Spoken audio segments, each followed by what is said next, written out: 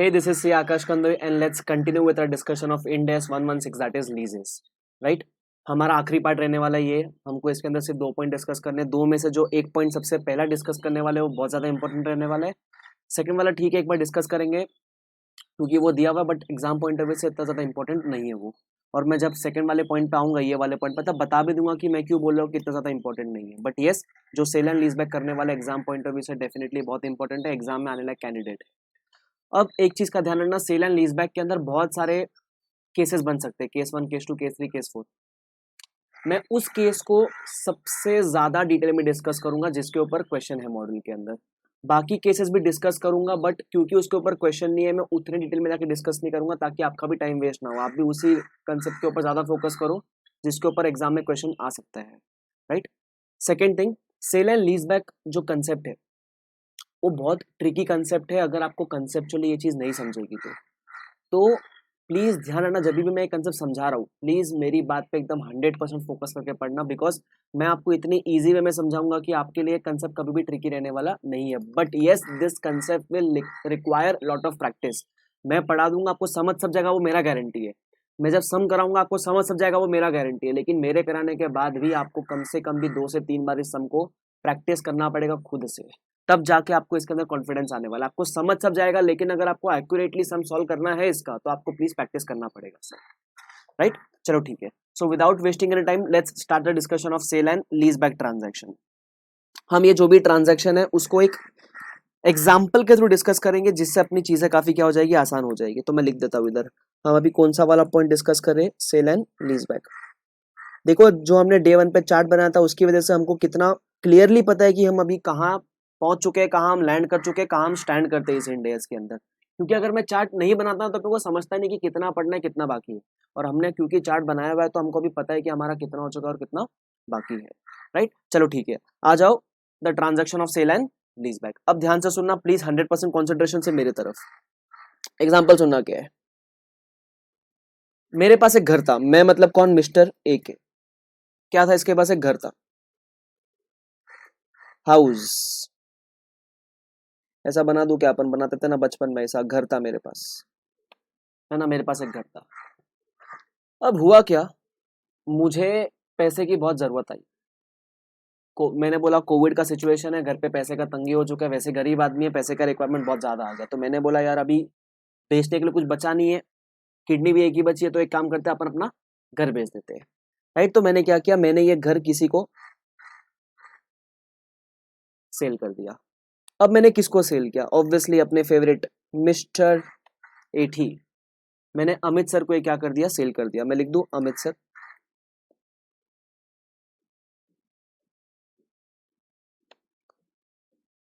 Eighty sir को मैंने क्या कर दिया, ये घर सेल कर दिया।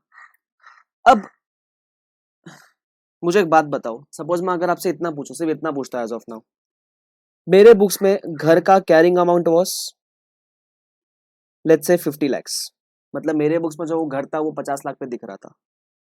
बाजार में ऐसे घर का फेयर वैल्यू है 75 lakhs। क्या ऐसा पॉसिबल है कि मेरे बुक्स में 50 lakhs पे दिख रहा है लेकिन बाजार में फेयर वैल्यू ज्यादा है? हाँ पॉसिबल है। मैं शायद अपने बुक्स में वैसे भी कॉस्ट मॉडल फॉलो कर रहा रहूंगा, तो बाजार में फेयर वैल्यू क्या होगी, ज्यादा होगी। अब मैंने जब ये फ्लैट अमित सर को बेचा तो अमित सर को मैंने लगभग यही प्राइस में बेचा, 75 lakhs। मैंने बोला सर मार्केट में यही रेट चल रहा है, आप मुझे ये रेट के बेसिस पे क्या कर दो, घर खरीद लो मेरे से। तो वो भी रेडी हो गया, मैं भी रेडी हो गया। ठीक है, अब मैं आपसे पूछता हूँ कि इस केस में घर मेरा था, मैंने अमित सर को सेल किया, तो मैं इसकी एंट्री क्या मारूंगा? सिंपल है ना सर, मैंने घर बेचा तो मुझे पैसा मिलेगा। मैंने कितने में बेचा, यही मेरा सेलिंग प्राइस है, मैं बोल देता हूँ सेलिंग प्राइस। तो मैंने बेचा 75 lakhs में। राइट, ठीक है, मैं क्या बोलूंगा, टू हाउस, या जो भी घर है, बिल्डिंग है, जो भी आपका, बराबर इन शॉर्ट मेरा असेट बाहर जाएगा। अब असेट बाहर कौन से वैल्यू पे करेंगे, याद अगर आपको याद होगा तो आप कभी भी कोई असेट बेचते हो तो वो बाहर तो आपके बुक्स में कैरिंग अमाउंट पे ही जाएगा। राइट, सॉरी, बाहर तो आपके बुक्स में कौन सा अमाउंट पे जाएगा, कैरिंग अमाउंट पे। तो मैं बोल दूं 50 लाख पे बाहर चले जाएगा। रिमेनिंग में बोलो आपका गेन हो गया, तो आप बोलोगे टू गेन कितना, 25 lakhs। तो अगर मैं नॉर्मल सेल करता था मैं ऐसा कुछ एंट्री मारता। सबको समझा इतना, ये सिंपल है चीज। ठीक है, अब किया क्या, ध्यान से सुनना। मैंने अमित सर को घर तो बेच दिया, लेकिन तकलीफ हो गई मेरे पास। मैंने सोचा अगर मैं घर बेच दूंगा तो मैं रहूंगा किधर, क्योंकि मेरे पास तो एक ही घर है जहां मैं रहता हूँ, जहां मेरे सब फैमिली मेंबर्स रहते हो, लेकिन पैसे का भी जरूरत है तो घर तो बेचना पड़ेगा। लेकिन मेरे पास और कोई दूसरा जगह नहीं है रहने के लिए।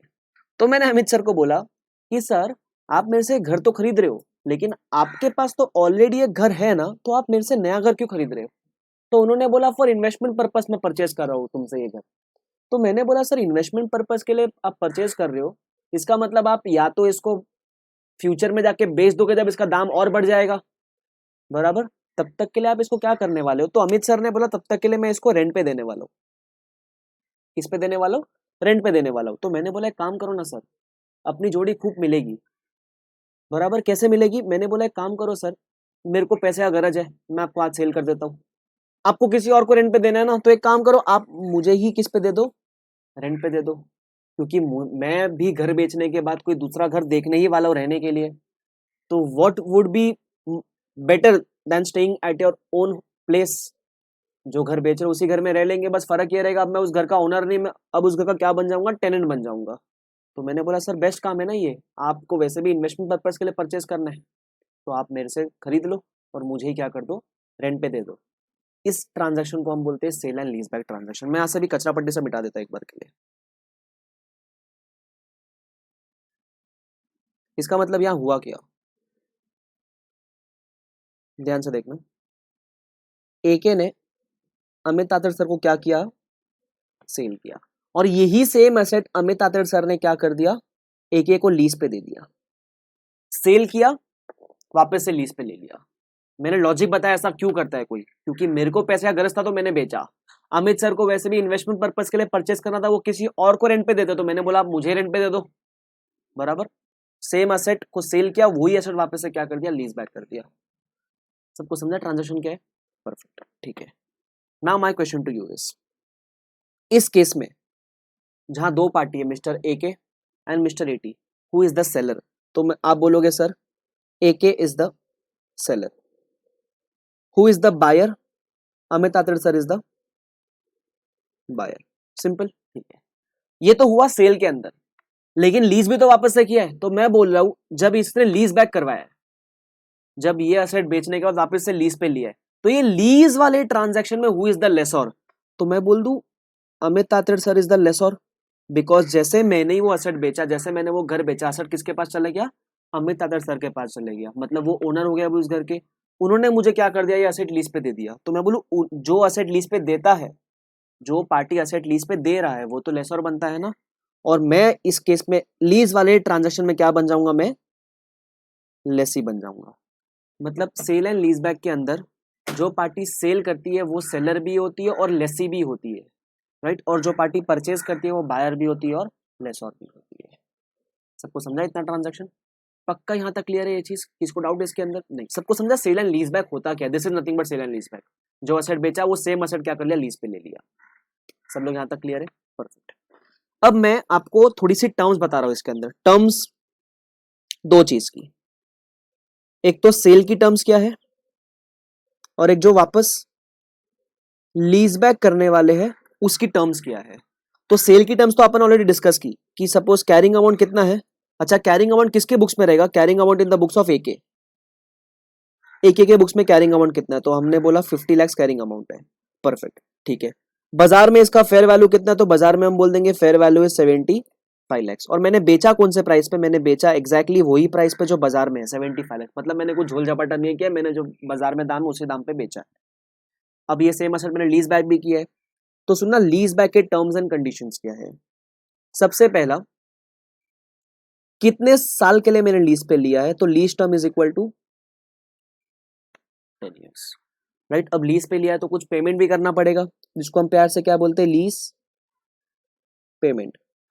तो उन्होंने बोला आपको लीज पेमेंट करना पड़ेगा, let's say 10 lakh per annum for a period of 10 years. उसके अलावा डिस्काउंट रेट मैं आपको दे देता हूँ, बिकॉज आपको जरूरत पड़ने वाली है इसका। डिस्काउंट रेट भी हम कितना लेने वाले? 10%, हमारा फेवरेट। देखो 10 साल का लीज है, 10 लाख पेमेंट है और 10% डिस्काउंट रेट है। वेरी गुड, सबको इतना समझता है ये चीज? ठीक है। ये थी सेल की कंडीशंस, ये थी लीज बैक की कंडीशन। अब हमको जर्नल एंट्री पास करनी है दो पार्टी के बुक्स में। कितने पार्टी के बुक्स में सर? दो पार्टी के बुक्स में। पहला पार्टी रहेगा मिस्टर एके, या एके लिमिटेड आप बोल दो। एके कौन था by the way? He was the seller as well as Lesi.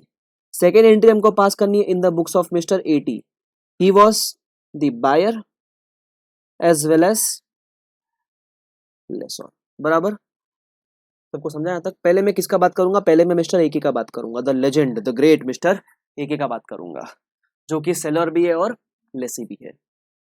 अब मिस्टर एके टोटल कितनी एंट्रीज मारेंगे सेल एंड लीजबैक वाले केस में? तो टोटल 2 एंट्रीज मारेंगे। कितनी एंट्रीज? 2 एंट्रीज। सर 2 एंट्री कैसे? एक तो उन्होंने सेल किया उसकी एंट्री, सेकेंड उन्होंने जो सेम असेट लीज बैक किया उसकी एंट्री। सबको समझा कितनी एंट्रीज आएगी? 2 एंट्री वापस से। पहली एंट्री कौन सी रहेगी? जो सेल किया वो। दूसरी एंट्री कौन सी रहेगी? जो लीज बैक किया वो। ठीक है, अब मैं बता रहा हूं अपन गलती क्या कर सकते हैं। पहले मैं जो एंट्री मारूंगा ना वो रॉन्ग एंट्री होगी, रॉन्ग एंट्री। ठीक है, मैं आपको पहले रॉन्ग एंट्री मार के बताऊंगा, उसके बाद मैं करेक्ट एंट्री मारूंगा। अच्छा, रॉन्ग एंट्री क्या है? सबसे पहले हम सेल की एंट्री मारेंगे। आप बाय द वे मार रॉन्ग एंट्री रहा हूं, लेकिन आपको लगेगा सही एंट्री है, इतना भी एश्योर कर रहा हूं मैं आपको। आप बोलोगे अरे इसमें रॉन्ग क्या है? सही है सब कुछ। मैं आपको बता रहा हूँ एंट्री क्या है। सेल की एंट्री क्या मतलब, जो अपन ऑलरेडी डिस्कस की है। तो मैं लिख दूं फटाफट यहाँ, पैसा आया। अच्छा, मेरा सेलिंग प्राइस कितना था? मैंने वैसे भी फेयर वैल्यू पे सेल किया, तो 75 lakh was my selling price. Asset मेरे बुक से बाहर जाएगा, वो तो कैरिंग अमाउंट पे बाहर जाएगा, तो वो 50 लाख रहेगा। और हम क्या बुक करेंगे? टू गेन बुक करेंगे। कितना गेन बुक करेंगे? 25 लाख का गेन बुक करेंगे। ये तो मैंने सेल का एंट्री मारा। सेकेंड एंट्री हम किसका मारेंगे? सेकेंड एंट्री हम लीज बैक का मारेंगे। अच्छा, बाय द वे जिसके बुक्स में एंट्री मार रहे हैं वो लीज वाले ट्रांजेक्शन में कौन था? लेसी था। तो आपको अगर पता होगा तो लेसी अकाउंटिंग कैसे करता है लीज का? तो लेसी क्या ऑपरेटिंग और फाइनेंस लीज में क्लासिफिकेशन करता है क्या कि ऑपरेटिंग होना चाहिए, फाइनेंस होना चाहिए? नहीं, ऐसा कोई क्लासिफिकेशन लेसी नहीं करता। तो लेसी क्या करता है? लेसी बेसिकली सीधा सीधा ROU asset to lease liability entry मारता है। यही एंट्री मारता है, ठीक है। तो लीज बैक वाले ट्रांजेक्शन में लेसी क्या एंट्री मारता है? लेसी एंट्री मारता है ROU asset account debit to lease liability. बराबर, ये कौन से अमाउंट पे एंट्री मारेगा? Present value of future cash flows पे एंट्री मारेगा। अब वो कितना रहेगा? तो आप बोलोगे सर इट वुड बी हर साल पेमेंट सेम है ना 10। देखिए लीज की टर्म्स क्या है, 10 साल का टर्म है, 10 लाख पेमेंट है, डिस्काउंटेड 10%। तो मैं ऐसा बोल दूं क्या 10 lakhs into annuity factor of 10 years at the rate 10%। Please फटाफट आप लोग भी कंप्यूट करेगा अमाउंट कितना आता है। 1 डिवाइड बाय 1.10, 1 2 3 4 5 6 7 8 9 10 जीटी करेंगे इंटू 10 करेंगे, तो answer comes to 61.45 lakhs, right. अब इस केस में देखो अपन ने ऑलरेडी लेसिक अकाउंटिंग सीख रखा, तो अपने को पता है कि ऐसे केसेस पॉसिबल है जहां लीज लायबिलिटी डिफरेंट, मिट गया भाई, जहां लीज लायबिलिटी का अमाउंट डिफरेंट हो और आरओयू असेट का अमाउंट डिफरेंट हो। वो तब होता है जब कोई प्री पेमेंट होता है, राइट, वो सब केसेस में होता है। या कोई अपन को इंसेंटिव वगैरह मिल जाता है, लीज इंसेंटिव जिसको अपन बोलते हैं। अगर आपको याद नहीं तो वापस जाके फटाफट रेफर कर लो, जहाँ केसेस में बताया था जहाँ आरओयू असेट का अमाउंट और लीज लायबिलिटी का अमाउंट डे 1 पे डिफरेंट हो सकता है, बट इस केस में तो वो सेम ही आने वाला है। तो हम एंट्री क्या मारेंगे? 61.45 लैक्स टू 61.45 लैक्स। डे 1 पे ये एंट्री मारेगा, फिर उसको डेप्रिशिएट करता हुआ चलेगा और उसको एमोटाइज करता हुआ चलेगा थ्रू लोन एमोटाइजेशन टेबल। सबको समझा मैंने क्या किया? अब मुझे बताओ इसमें मैंने गलत क्या किया? सर सेल का भी एंट्री मारा, लीज बैक का भी एंट्री मारा, जो सेल किया नॉर्मल सेल का एंट्री मारा, जो लीज बैक किया और प्रॉपर लीज का एंट्री मारा। इसमें कुछ गलत किया क्या मैंने? तो आप देखो मैंने तो पहले बता दिया कि रॉन्ग एंट्री है, बट मनी मन आप देखोगे तो इसमें कुछ गलत तो नहीं किया मैंने, सब कुछ सही किया, बट ये गलत है। क्यों? मैंने कुछ झोल किया क्या इसके अंदर? नहीं। क्या मैंने जो प्रॉपर मार्केट वैल्यू उस पर सेल किया था? हाँ। जो मैंने लीज रेंट वगैरह में पे करा, जो मार्केट में रेंट है उतना ही पे करा हूँ, द आंसर इज यस। तो मैंने कुछ भी झोल वगैरह किया क्या? The answer is no. But फिर भी ये एंट्री क्या है? रॉन्ग है। क्यों रॉन्ग है? ध्यान से समझने का ट्राई करना। अब समझने का ट्राई करना, आपने जब सेल की एंट्री मारी, किसकी एंट्री मारी? सेल की एंट्री मारी। तो हम कोई भी सेल का एंट्री कब मारते? जब असेट हम रियल में क्या कर देते हैं? सेल कर देते हैं, राइट, सेल कर देते हैं, एंट्री सेल कर देते हैं असेट को। और हम ये जो गेन बुक करते हैं, अच्छा ये गेन का जाता है प्रॉफिट एंड लॉस में जाता है। मतलब दिस शोज कि हमने कोई असेट बेचा जिसके ऊपर हमको 25 लाख का गेन हो गया। एक बात समझो, आपने असेट बेचा और तुरंत के तुरंत उसी को लीज बैक कर लिया, तो क्या सब्सटेंस ओवर फॉर्म का अगर लॉजिक लगाए तो क्या रियल में आपने कोई एसेट बेचा है क्या? जिसको बेचा उसी को लीज पे ले लिया, तो क्या रियल में आपने कोई एसेट बेचा है क्या? आंसर है आप दिखा रहे हो कि आपने बेचा लीज पे ले लिया है, बट इन सब्सटेंस, हम बोलते हैं ना सब्सटेंस ओवर फॉर्म, देखो हमेशा हमको दिखना चाहिए ट्रांजेक्शन का substance over the legal form. Legally आपने बेचा, लीगली लीज बैक पे भी लिया आपने, बट सब्सटेंस में देखे तो यार वही एसेट बेचा, वही एसेट लीज पे ले लिया। तो क्या ये चीज पॉसिबल है? हाँ पॉसिबल तो है, लेकिन फिर आप गेन कैसे बुक कर रहे हो उसके ऊपर? बिकॉज गेन तो हम तब बुक करते हैं जब हम एसेट क्या करते थे, बेच देते हैं। यहाँ तो यार थोड़ा सा प्रॉब्लम लग रहा है। एक तो ये सीन, सबको समझा मैंने क्या डिस्कस किया? सेकेंड प्रॉब्लम क्या है, ध्यान से सुनना। आप जब एसेट आपके पास था बिना सेल किए, सेल करने के पहले आपके बुक्स में एसेट था, द आंसर इज यस, आपके बुक्स में एसेट था। कौन से वैल्यू पे था? आपके बुक्स के अंदर। तो मैं बोलूं आपके बैलेंस शीट में वो एसेट दिख रहा था 50 लाख के ऊपर, बिकॉज अपने बैलेंस शीट पे तो कौन से वैल्यू पे दिखता है, कैरिंग अमाउंट पे दिखता है। मतलब आपके बैलेंस शीट में वो एसेट कौन से वैल्यू पे दिख रहा था, 50 लाख के ऊपर दिख रहा था। आपने इस एसेट को बेचा और इस एसेट को आपने लीज पे लिया फॉर 10 ईयर्स। और आपने जब बेचा तो एसेट बाहर निकल गया, और जब लीज पे लिया तो आप देख रहे हो कि आरओयू एसेट बुक करेंगे 61.45 लाख का। मतलब जब आप एसेट के ओनर थे तब आपके लिए एसेट का वैल्यू कितना था, 50 लाख। और जब आपने एसेट लीज पे लिया है वो भी for certain number of years, जहां आपके पास वो एसेट भी नहीं, सिर्फ राइट है उसको यूज करने का, वो राइट आपके लिए एसेट से ज्यादा महंगा हो गया। मतलब जब एसेट के आप ओनर थे तो 50 लाख का था एसेट, लेकिन जब आपने एसेट किस पे ले लिया, लीज पे ले लिया, तो एसेट महंगा हो गया आपके लिए। तकलीफ है इसके अंदर। क्या हो गया? तकलीफ हो गया। ये दो रीजन की वजह से तकलीफ हुआ। वापस से रिपीट करो, दो रीजन कौन से? सबसे पहला रीजन क्या था? सबसे पहला रीजन ये था कि जो एसेट आपने बेचा उस पर गेन बुक किया, लेकिन वही एसेट लीज पे ले रहा, तो सब्सटेंस में क्या वो एसेट बिका है? The answer is no. कुछ पोर्शन बिका है, उसका बाद में करूंगा। सेकेंड चीज, जब मालिक थे आप, जिंदगी भर के लिए एसेट आपका था, तो 50 लाख पे दिख रहा था। अब तो आपने सिर्फ लीज पे लिया है 10 साल के लिए, तो वो लीज पे लिया गया एसेट आपके ओनरशिप वाले एसेट से ज्यादा महंगा हो गया। प्रॉब्लम है इसके अंदर। सबको तकलीफ समझा इसके अंदर? अगर आपको ये कंसेप्ट समझ गया तो आपको भी सोल्यूशन भी समझ जाएगा इसका। ये तकलीफ सबको समझा कि नहीं समझा? परफेक्ट। अब मैं डिस्कस करता हूँ इसका सोल्यूशन क्या है। एक तो मैंने आपको बताया रॉन्ग एंट्री क्या है, अब मैं आपको बता रहा हूँ इसकी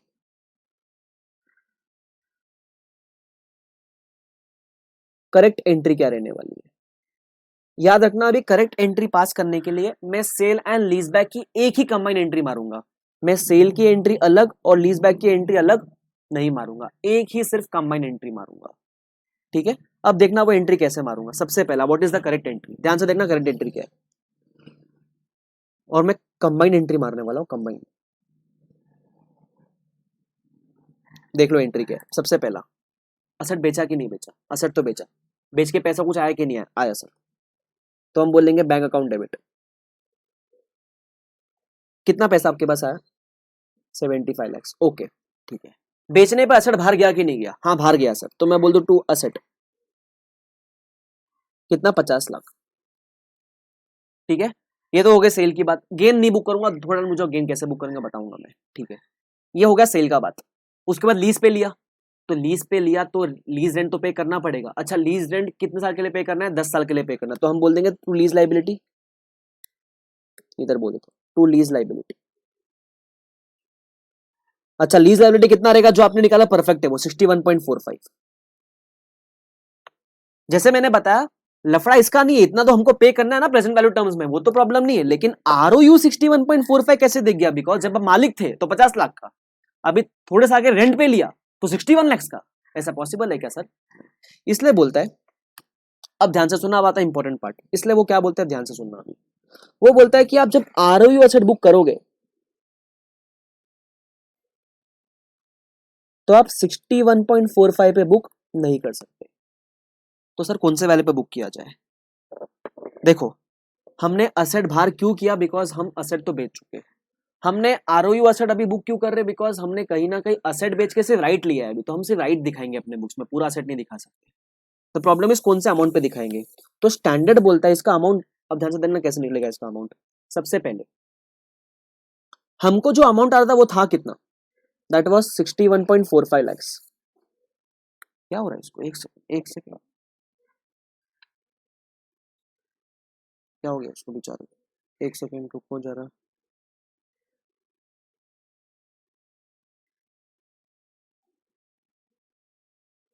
डिलीट,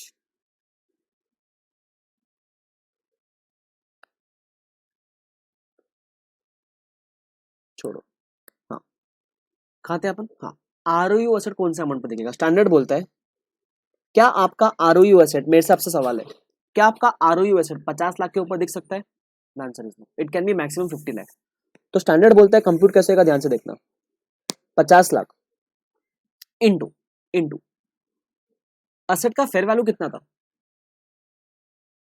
75 लाख था, असेट का फेयर वैल्यू था ना 75 लाख, जो आपने असेट किसी को सेल किया उसका फेयर वैल्यू कितना था 75 लाख। आपने क्या लीज पेमेंट के अंदर पूरा 75 भरने का प्रॉमिस किया है क्या, द आंसर इज नो। क्या आपने लीज पेमेंट के अंदर पूरा 75 लाख भरने का प्रॉमिस किया, द आंसर इज नो। मैं बोलूं आपने 61.45 लाख भरने का प्रॉमिस किया, कितना भरने का प्रॉमिस किया सर, 61.45 लाख। इसका मतलब कहीं ना कहीं मैंने इतने प्रोपोर्शन का असेट ही लीज बैक पे लिया है। क्यों, अगर शायद मैंने पूरा 100% असेट लीज बैक पे लिया होता तो मैं उसको प्रेजेंट वैल्यू टर्म में पूरा 75 लाख भर रहा होता, लेकिन क्या मैं प्रेजेंट वैल्यू टर्म्स में पूरा 75 लाख भर रहा हूँ, पूरा फेयर वैल्यू भर रहा हूँ क्या, द आंसर इज नो। तो मैं उसको कितना भर रहा हूँ 61.45 लाख, मतलब वो मेरे साथ उतना ही वसूल रहा है जितना मैं असेट को यूज कर रहा हूँ। तो इसलिए स्टैंडर्ड बोलता है आरओयू असेट को आप बुक करोगे कौन से वैल्यू पे, कैरिंग अमाउंट इनटू, अब मैं इसका फॉर्मूला बता रहा हूं आपको कैसे निकलेगा, carrying amount into present value of lease payments divide by fair value of the asset, carrying amount into present value of lease payment divide by fair value of the asset. वापस से logic explain कर रहा हूं, logic ये है कि देखो आप असेट के मालिक थे तो 50 लाख, तो आपका आरओयू तो 50 के ऊपर नहीं जा सकता, तो मैक्सिमम कितना दिखाएंगे 50 लाख मैक्सिमम है। बट क्या हम पूरा का पूरा असेट लीज पे ले रहे हैं क्या, नहीं। कैसे मालूम पड़ा सर, अगर पूरा लीज पे ले रहे होते तो लीज पेमेंट के अंदर प्रेजेंट वैल्यू टर्म्स में पूरा 75 लाख भर रहे होते, क्या हम 75 पूरा भर रहे हैं क्या, नहीं। तो स्टैंडर्ड बोलता है शायद आपने उतना ही प्रोपोर्शन लीज बैक पे वापस से लिया, तो हम क्या बोलेंगे 61 डिवाइड बाय 75। उतना प्रोपोर्शन का मतलब क्या, शायद वो घर की लाइफ 15 साल की होगी, आपने 10 साल के लिए लिया लीज पे, तो मैंने शायद 1/3 प्रोपोर्शन 2/3 प्रोपोर्शन लिया ना उस केस में, उस लॉजिक के बेसिस पे, राइट। तो स्टैंडर्ड बोलता है कि आपने जब 75 लाख का फेयर वैल्यू है लेकिन आप प्रेजेंट वैल्यू टर्म में से 61.45 लाख भरो, शायद आपने उतना ही प्रोपोर्शन का असेट वापस से लिया है, तो आप राइट ऑफ यूज असेट भी उसी वैल्यू पे बुक करोगे। इसका आंसर कितना आएगा 50 into 61.45 divide by 75, the answer comes to 40.96। मैं 41 लिख लू अप्रोक्सीमेटली, 41 अप्रोक्सीमेट, कितना आ गया 41 अप्रोक्सीमेटली। सबको समझा कितना पार्ट, ठीक है। इसका मतलब जो मैंने 50 लाख का असेट बेचा था उसमें से मैंने सिर्फ 41 लाख का right of use lease back पे लिया। अब देखो ये सेंस भी बन, ये it is so logical also. Why, जब असेट के मालिक थे तो पूरा 50 लाख का दिख रहा था, अभी तो असेट सिर्फ लीज पे लिया, तो लीज पे जब लोगे तो असेट का वैल्यू 50 के ऊपर जा नहीं पाएगा, देखो 50 से कम ही आएगा obviously. It is quite sensible also, common sense बोलता है ये चीज। सबको समझा ये चीज, अगेन कॉम्प्लिकेटेड है लेकिन जो मैंने समझा अगर आप तक वो चीज़ पहुंच गई तो आपके लिए सिंपल हो जाएगा। बट यस, जैसे मैंने बताया प्रैक्टिस तो आपको करना पड़ेगा। कितना समझा, लेकिन अभी भी एंट्री टैली नहीं होगी, टैली नहीं होगी एंट्री। क्यों, देखते डेबिट कितना दिख रहा है 75 प्लस 41 116 दिख रहा है, क्रेडिट कितना दिख रहा है 50 प्लस 61.45 111.45 दिख रहा है, तो टैली तो नहीं हो रहा है सर, बराबर। अब कितने का डिफरेंस आ रहा है सर, तो डिफरेंस आ रहा है कुछ 4.55 के आसपास का। अब डिफरेंस कहाँ आ रहा है सर, डेबिट में आ रहा है कि क्रेडिट में आ रहा है, तो मेरे ख्याल से वो डिफरेंस आ रहा है आपके लिए, देखो क्या 75 प्लस 41 116 इधर आ रहा है डिफरेंस, 75 प्लस 41 माइनस 50 माइनस 61.45 इधर कुछ डिफरेंस आ रहा है, डिफरेंस आ रहा है 4.55 lakhs का। This difference is nothing but your gain on sale. क्या है ये डिफरेंस आपके लिए, गेन ऑन सेल। सर लेकिन हमको तो गेन 25 लाख का हुआ था ना, जैसे हमने देखा था यहाँ तो गेन 25 लाख का आया था, आपने ये 4.55 का गेन कहाँ से निकाला। डाउट आ सकता है ना, कॉमन डाउट तो डेफिनेटली ये आया ही होगा काफी लोग के माइंड में कि सर गेन तो 25 का था सेल पे, ये 4.55 का गेन कहाँ से आ गया। डाउट आया ये वाला, डाउट आना भी चाहिए। अब मैं बताता हूँ ये 4.55 का आंसर कैसे आता है लॉजिकली, लॉजिक बताऊंगा सर आपको। फॉर्मूला तो आपको समझ गया, बैलेंसिंग फिगर है, बैलेंसिंग फिगर का बात नहीं कर रहा हूँ मैं, लॉजिक बता रहा हूँ आपको, ध्यान से सुनो। मैंने क्या बताया था, ये एंट्री रॉन्ग क्यों थी, दो रीजन थे इसके।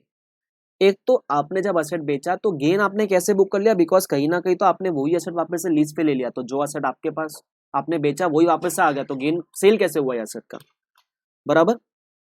अब मुझे एक बात बताओ, जब आपके पास एसेट था तो आपके बुक्स में एसेट कितने का था, 50 लाख का।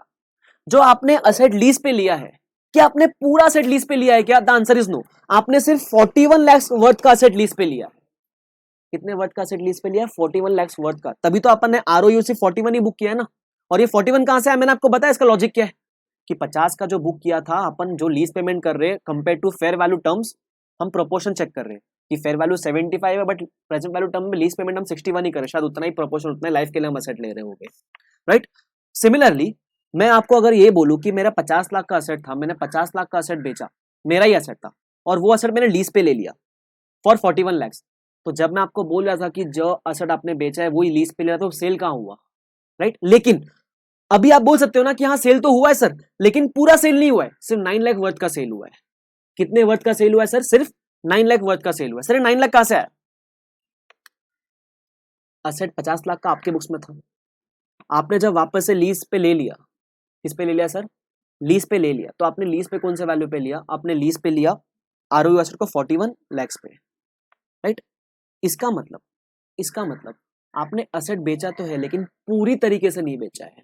आपने एसेट लीज बैक पे तो लिया है, लेकिन आपने पूरी तरीके से एसेट लीज बैक पे लिया है क्या, द आंसर इज नो।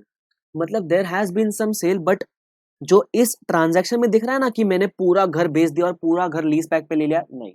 आपने जो बेचा है और लीज बैक पे लिया है, कहीं ना कहीं आपका sale is not full, it is partial, it is proportionate sale. तो हमको जो गेन बुक करना है वो भी सिर्फ उसी प्रोपोर्शन में बुक करना है जिस प्रोपोर्शन में क्या हुआ है, सेल हुआ है। तो ये गेन एक तो आपको आ सकता है बैलेंसिंग फिगर। सेकंड, एक और तरीका ये है कि मुझे बताओ आपका टोटल गेन कितना था, तो आप बोलोगे 25 लाख का आपका टोटल गेन था, राइट। उसमें से आपने कितने वर्थ का एसेट लीज पे ले लिया, तो आप बोल सकते हो या तो मैं, आप ऐसा बोल दो कि मैंने 61.45 डिवाइड बाय 75 इतने वर्थ का एसेट लीज बैक पे लिया है, या फिर आप ऐसा बोल दो 25 लैक्स इनटू कितना था 41 लैक्स डिवाइड बाय 50 लैक्स, मैंने इतने वर्थ का एसेट किस पे लिया है, लीज बैक पे लिया है। ये दो आंसर आपके निकल के आ सकते हैं, बराबर कि नहीं। अब मुझे बताओ इस केस में अमाउंट कितना आता है, तो आप बोलोगे 25 into 61.45 divide by 75 which comes to 20.48 approximately, और 25 into 41 डिवाइड बाय 50 अगेन 20.5, मतलब वो सेम ही आंसर आता है ना, यहाँ भी 20.5 ही ले लेते हैं ना अपन, सेम आंसर आता है अप्रोक्सीमेटली, राइट। अब इसका मतलब क्या है, मुझे एक बात बताओ, ये जो रेशियो है 41 divide by 50 and 61.45 divide by 75, आप दोनों में से कोई भी यूज कर सकते हो सर, वो आपकी मर्जी है। ये जो रेशियो है, ये वो रेशियो है जितना पोर्शन मैंने, पता है क्या किया, मैंने रिटेन किया। कौन सा रेशियो है, जितना पोर्शन मैंने क्या किया सर, रिटेन किया। तो जितना पोर्शन रिटेन किया है आपने, क्या उस पे गेन बुक करना सही होगा, गलत होगा, वापस से पूछता हूँ। जितना पोर्शन आपने रिटेन किया है, मैं बोलूँ this is the retain portion ना, इतना ही तो आपने लीज बैक पे लिया है compare to the total fair value, right. तो जितना रिटेन पोर्शन है उस पे क्या गेन बुक करना सही होगा क्या, द आंसर इज नो। तो स्टैंडर्ड भी यही बोलता है, स्टैंडर्ड बोलता है जितना भी रिटेन पोर्शन है उसको कितना गेन परटेन करता है, उसको गेन परटेन करता है 20.5 लाख का। इसका मतलब आपने आइडियली बेचा कितना था, आप बोल सकते हो कि मैंने 25 लाख का गेन तो दिख रहा है, बट जो रिटेन्ड पोर्शन का गेन है वो आप बुक नहीं कर सकते। मतलब आप कितना गेन बुक कर सकते हो, सिर्फ 4.5, जो कि अप्रोक्सीमेटली इतना ही आता है आपको। सबको समझा कि मैंने क्या बोला, थोड़ा सा कॉम्प्लिकेटेड है लेकिन आपको समझना बहुत इंपॉर्टेंट है सर। मैं जितना हो सके आपको कंसेप्चुअली डीप में लेके जाने का ट्राई कर रहा हूँ कि सबके हर एक अमाउंट के पीछे सर लॉजिक क्या है। जैसे ये खत्म होगा आपका सेल एंड लीजबैक सब खत्म हो जाएगा, इसके अंदर और कुछ भी नहीं है सर, इतना ही है। सबको समझा क्या, सबको इतना समझा मैंने 25 का गेन बुक क्यों नहीं किया, ठीक है। सबको इतना समझा कि ये जो मैंने अमाउंट निकाला ये रिटेन्ड पोर्शन के गेन का अमाउंट है, मतलब ये वो गेन है जो रिटेन्ड वाले पोर्शन पे हुआ है। तो रिटेन्ड, जब पोर्शन ही रिटेन्ड है तो गेन कहां से हो गया आपको, तो उस पे गेन आप बुक नहीं कर सकते। तो मैंने क्या किया, टोटल गेन में से रिटेन्ड पोर्शन का गेन क्या कर दिया, माइनस कर दिया। तो आपको क्या मिल गया, जो भी गेन था ऑन सोल्ड वाला पोर्शन। अच्छा, अभी कुछ लोग बोलेंगे सर आपने इतना लॉन्ग कट क्योंकि आप सीधा भी निकाल सकते थे ना। कैसे निकालेंगे सीधा, 20 प्लस टोटल गेन था, retained portion sorry sold portion कितना था out of 50 lakh 9 lakh divide by 50 lakh, आप ये करोगे तो आपको डायरेक्टली 4.55 मिल जाएगा, 25 इंटू 9 डिवाइड बाय 50। देखो करने के 1000 मेथड है सर, मतलब अभी तो मैथ्स पे बात उतर गई ना कि अब तो बेसिक मैथ्स हो गया कि आप कैसे मैथ्स लगा के अपना आंसर ला सकते हो, लेकिन सबको समझा क्या ये चीज? अच्छा ये चीज नहीं भी समझते ना, इतना समझ लो कि भाई 25 लाख देना बुक नहीं कर सकते। क्यों नहीं कर सकते? बिकॉज आपने कहीं ना कहीं पूरी तरीके से असेट बेचा ही नहीं है, बेचा और लीज पे ले लिया। लेकिन हमने जो जितना बेचा था वो 50 लाख का बेचा था, लीज पे कितने वर्थ का लिया? 41 लाख का वर्थ का ही लीज पे लिया है। तो कहीं ना कहीं कुछ तो मैंने पोर्शन सेल किया है ना। कितना पोर्शन सेल किया है सर? 9 लाख वर्थ का पोर्शन सेल किया है, तो गेन भी सिर्फ 9 लाख वर्थ के पोर्शन पे क्या करना है आपको? बुक करना है। सबको समझता है ये चीज? तो अभी मैं ये सब कचरा पट्टी मिटा के मैं इसको दो दो फॉर्म में लिख दूंगा इसका आंसर। एक तो बैलेंसिंग फिगर आ सकता है, या फिर आप बोल सकते हो 25 lakhs minus minus retained portion वाला गेन 25 इंटू 61.45 डिवाइड बाय 75, तो आपको मिलेगा 4.55 4.5। ये रिटेन्ड पोर्शन का गेन है। रिटेन्ड पोर्शन मतलब जो आपने लीज पे वापस ले लिया उतने पोर्शन का गेन, और ये मेरा कौन सा गेन है? टोटल गेन है। तो ये वो गेन है जो कौन से पोर्शन पे? Gain on sold portion. या फिर आप इसको और कौन से तरीके से निकाल सकते हो? आप सीधा बोल सकते हो 25 lakhs into 9 divide by 50, because this is the sold portion, right? तो इसका आंसर भी कितना आने वाला है? 4.5 लैक्स आने वाला है। सबको इतना समझा क्या ये चीज? पक्का क्लियर ये चीज? ठीक है। नहीं समझा ना, नहीं समझा ना, वीडियो रिवाइंड करो, वापस से देखो। वापस से बता रहा हूँ, यही सबसे इंपॉर्टेंट है आपके लिए इस इंडेक्स के अंदर, एक ये और एक लेसिका अकाउंटिंग। नहीं समझा? वापस से जाओ, वापस से देखो, राइट? ठीक है। आप चाहो तो ये एग्जांपल कॉपी कर सकते हो, जिस जो जो ध्यान दे रहे थे मेरे बातों पे और जो कॉपी नहीं कर रहे थे, अच्छा कर रहे थे, वो ध्यान दे रहे थे तो समझ गया रहेगा। कॉपी करो प्लीज। ऐसे ही बना लो कि मैंने ऐसा सेल किया, ऐसी कुछ टर्म्स थी सेल एंड लीज बैक की, पॉज कर करके कॉपी करना, ठीक है? उसके बाद मैंने ये रॉन्ग एंट्री आप चाहो तो मार सकते हो। हाँ सर, ये रॉन्ग एंट्री की गलती क्या करेंगे हम? ये रॉन्ग एंट्री थी। फिर मैंने हमारी करेक्ट एंट्री। अब तक मैं सिर्फ लेसी के बुक्स में हुआ, मैं अब तक लेसी के बुक्स में हूँ। लेसी मतलब सेलर की बुक्स में। करेक्ट एंट्री में कंबाइंड फॉर्म में मारूंगा, bank account debit to ROU. ROU का अमाउंट कैसे निकाला मैंने आपको बताया, to asset to lease liability करेंगे और टू गेन कर देंगे, राइट? सबको समझा कि मैंने आरओयू 61.45 बुक क्यों नहीं किया इस तरीके से? बिकॉज लॉजिक मैंने आपको बताया। सेकंड चीज, गेन पूरा 25 बुक नहीं किया, क्यों? लॉजिक मैंने आपको बता दिया, राइट? क्लियर ये चीज? फटाफट कॉपी करो, then will move on to the next adjustment in this itself. यही वाले पोर्शन के अंदर एक और एडजस्टमेंट जो आ सकता है एग्जाम में, उसके ऊपर भी जाऊंगा। डिटेल में जाएंगे, ढंग से पढ़ेंगे, अच्छे से पढ़ेंगे। क्लियर? ठीक है, कर लो, कॉपी कर लो, फिर रिज्यूम करते हैं अपन। चलो, हुआ कॉपी करके आपका? ठीक है।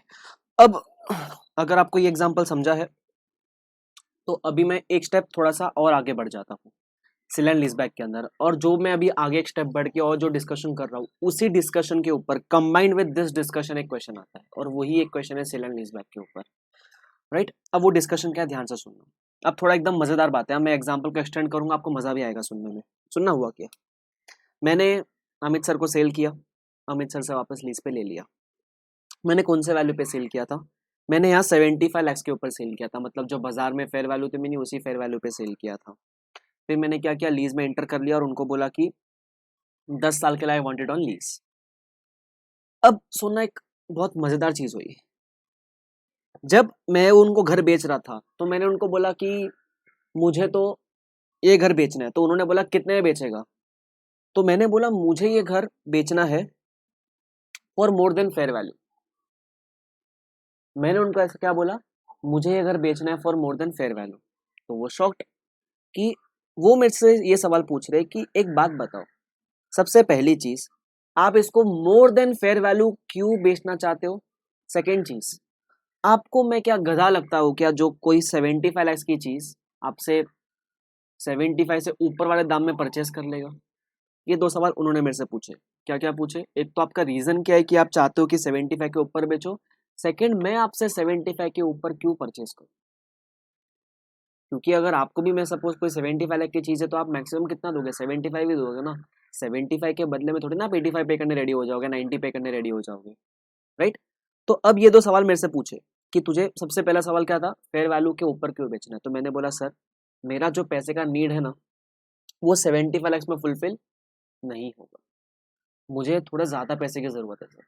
मैं मानता हूँ इसका फेयर वैल्यू 75 लैक्स है, लेकिन मेरा नीड इसमें फुलफिल नहीं होने वाला। तो मैंने बोला सर मैंने मान लिया कि fair value 75 lakhs but my need wouldn't get fulfil, तो मुझे चाहिए कि आप मेरे से कितने में खरीद लो, 90 लैक्स में परचेस कर लो। कितने में परचेस कर लो सर, 90 में परचेस कर लो। वो बोले चल ठीक है समझ गया तेरी नीड एंड ऑल, बट मैं तेरे से महंगे में अगर परचेस करूंगा तो मुझे क्या फायदा होगा। तो मैंने बोला सर एक काम कर सकते हैं, अगर आप मुझे आज 75 के बदले में 90 लैक्स पे करने रेडी हो जाते हो, ध्यान से सुनना, अगर आप कोई 75 की चीज मेरे से 90 लैक्स में खरीदने रेडी हो जाते हो, तो मैं क्या करूंगा, जब आपसे लीज पे लेने वाला हूं तो बाजार में वो घर का पर ईयर का रेंट 10 लैक्स है, मैं आपको बाजार से थोड़े ऊपर दाम पे लीज रेंट पे कर दूंगा। मैं क्या कर दूंगा, बाजार से थोड़े ऊपर दाम पे लीज रेंट पे कर दूंगा। फॉर एग्जांपल मैं कितना पे कर दूंगा, मैं आपको 10 के जगह पे 12 लैक्स पर एनम पे कर दूंगा, आपका जो भी इंटरेस्ट वगैरह है वो भी आ जाएगा इसके अंदर। इसका मतलब अब आ रहा है थोड़ा सा झोल सेल एंड लीज बैक के अंदर। झोल क्या हो रहा है, सेल करेंगे for more than fair value, और जब लीज बैक करेंगे और लीज रेंट भरेंगे तो ये लीज रेंट अगर कोई नॉर्मल सेम प्रॉपर्टी लेगा तो वो 10 लाख ही लीज रेंट होता है, लेकिन तुम कितना भर रहे हो, तुम 12 लाख भर रहे हो। अच्छा ये 12 लाख भरने का रीजन क्या है, रीजन ये है कि तुमने फेयर वैल्यू से ऊपर दाम में इसको सेल किया है। मतलब कहीं ना कहीं मिस्टर 80 जो पूछ रहे थे सेकंड सवाल कि मैं क्या गधा हूं क्या, मैं आपसे मोर देन फेयर वैल्यू पे परचेस करूंगा, तो मैंने बोला सर आप आज मुझे थोड़ा सा एक्स्ट्रा पेमेंट कर दो, मैं लीज रेंट के फॉर्म में आपको आपने जो भी एक्स्ट्रा पेमेंट किया वो क्या कर दूंगा, कंपेंसेट कर दूंगा। इसका मतलब सेल प्राइस भी इन्फ्लेटेड वैल्यू पे दिख रहा है और लीज रेंट भी कौन से वैल्यू पे दिख रहा है, इन्फ्लेटेड वैल्यू पे दिख रहा है। अब बताओ ये चीज सही की गलत है, ऑब्वियसली गलत है, सब दिख रही है गलत है, दिख रही है गलत है, राइट। तो अब इस केस में क्या किया जाए, छोटा सा एडजस्टमेंट आता है इसके केस में भी, वो भी डिस्कस करेंगे। सबको समझा प्रॉब्लम क्या हो रहा है इधर। जो मैंने पहले एग्जांपल दिया उसमें मैंने सेल तो प्रॉपर फेयर वैल्यू पे किया था, यहाँ मैं सेल फेयर वैल्यू पे कर रहा हूँ, क्या था आंसर इज नो। मैंने बोला कि ये काम करते हैं सर, सेल प्राइस थोड़ी सी बढ़ा दो, लीज रेंट भी बदले में क्या कर देंगे, बढ़ा देंगे। स्टैंडर्ड पकड़ लेगा, और स्टैंडर्ड ने पकड़ लिया। स्टैंडर्ड पकड़ के बोलता है नहीं भाई झोल करेगा, हम तुझे झोल करने नहीं देंगे, बिकॉज झोल से पता है फायदा क्या होता है, मैं बताता हूँ जेन्युइन फायदा क्या होता है। एक बार के लिए मैं बोलूँ सेल प्राइस बहुत इन्फ्लेटेड दिख गई तो अपना टर्नओवर बढ़ गया, बैंक में इन्फ्लो बढ़ गया, right. Gain on asset, gain on sale of asset भी थोड़ा ज्यादा देखने वाला है। सेकंड चीज फ्यूचर में अपने एक्सपेंस थोड़े बढ़ जाएंगे और क्या फर्क पड़ेगा, बट अगर आज मुझे कुछ गेन थोड़ा इन्फ्लेटेड वैल्यू पे दिखाना है, अगर आज मुझे अपने ये साल में बुक्स ऑफ अकाउंट्स का थोड़ा पिक्चर अच्छा शो करना है तो उसके लिए अच्छा है ना, ले रहे चीज। और बदले में सामने वाले पार्टी को प्रॉब्लम क्या होगी, अमित सर को प्रॉब्लम भी क्या होगी, प्रॉब्लम नहीं होनी चाहिए, बिकॉज मैं उनको कंपेंसेट भी तो कर रहा हूँ ना एक्स्ट्रा रिलीज रेंट देकर, जो कि सही नहीं। सबको समझा ये चीज, ठीक है। अब अगर मैं आपसे पूछूं कि सर 75 के 90 में सेल चीज सेल की, तो इसमें झोल का कंपोनेंट कितना था, झोल वाला कंपोनेंट, झोल वाला कंपोनेंट, तो आप बोलोगे सर झोल वाला कंपोनेंट वाज 15 लैक्स, क्योंकि देखो 75 लैक्स का जो मार्केट में फेयर वैल्यू अगर मैं 75 में बेचता तब कोई प्रॉब्लम था क्या, था आंसर इज नो। मैं कितने में बेच रहा हूँ, मैं 90 में बेच रहा हूँ, तब प्रॉब्लम है। मतलब झोल वाला प्रॉफिट कितना है इसके अंदर, 15 लाख का झोल का प्रॉफिट है, राइट। स्टैंडर्ड आपको प्रूफ करने नहीं बोलता ये चीज, स्टैंडर्ड बोलता अगर ऐसा हुआ है तो हम मानेंगे कि आपने ऐसा कुछ झोल किया। मतलब अगर आप महंगे में बेच रहे हो for more than fair value बेच रहे हो तो हम मान के चलेंगे कि आपने लीज पेमेंट के अंदर भी कुछ कंपेंसेट किया रहेगा उसको, स्टैंडर्ड को प्रूफ करने नहीं बोलता है, ठीक है। तो झोल कॉम्पोनेंट कितना हो गया इसके अंदर, 15 लाख हो गया। एक तो ये तरीका होता है झोल कॉम्पोनेंट निकालने का। सेकंड तरीका ये भी है कि आप झोल कॉम्पोनेंट कैसे निकाल सकते हो, आप 10 लाख के बदले में कितना पे कर रहे हो, 12 लाख पे कर रहे हो। मतलब मैं बोल दूं 2 लाख 10 साल के लिए एक्स्ट्रा पे करने वाले हो तो कितना आ जाएगा, 20 लाख। 20 लाख झोल कॉम्पोनेंट नहीं है इसके अंदर। कैसे निकालेंगे, आपको निकालना पड़ेगा 10 साल के लिए 10 लाख का प्रेजेंट वैल्यू कितना होता, present value of lease payments as per market, present value of lease payment as per market, मतलब बाजार के हिसाब से प्रेजेंट वैल्यू कितना था। तो हमको आया था ना ये 61.45, और ये झोल के हिसाब से कितना था, तो हम करते 1 divide by 1.10, 1 2 3 4 5 6 7 8 9 10 GT into 12, answer comes to 73.73 ले लेते हैं। ये दोनों का डिफरेंस कितना है, -61.45, डिफरेंस इज 12.28। मतलब कहीं ना कहीं आज मुझे उनसे 15 लाख एक्स्ट्रा मिल रहा है, बदले में मैं उसको उनको प्रेजेंट वैल्यू टर्म्स में 12.28 कंपेंसेट कर दूंगा। अब इसमें से रियल झोल का कंपोनेंट कितना हो गया, 15 लाख हुआ कि 12.28 हुआ, तो स्टैंडर्ड बोलता है which ever is more clearly evident in real life. मतलब आपको दोनों कंप्यूट नहीं करना है, आप देखोगे कि कौन सा ज्यादा क्लियरली एविडेंट है आपके लिए। आपके लिए क्या क्लियरली कंपेयर करना होगा, आपके लिए sale price with fair value compare करना बेटर है रियल लाइफ में, या इसका डेटा आपके पास बेटर वे में अवेलेबल है, या फिर बाजार में लीज रेंट कितना और आप कितना लीज रेंट पे करो ये डेटा आपके पास प्रॉपर्ली अवेलेबल है। अगर दोनों अवेलेबल है तो दोनों में से which ever is more clearly evident या जो थोड़ा ज्यादा रिलायबल है उसको हम यूज करेंगे, हमको दोनों यूज नहीं करना है।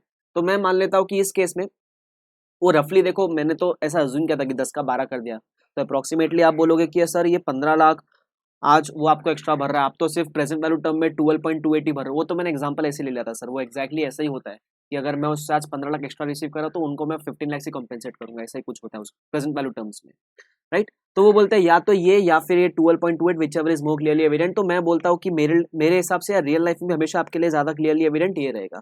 तो हम बोलेंगे झोल वाला कॉम्पोनेंट कितना आपके लिए, 15 लाख झोल का कॉम्पोनेंट।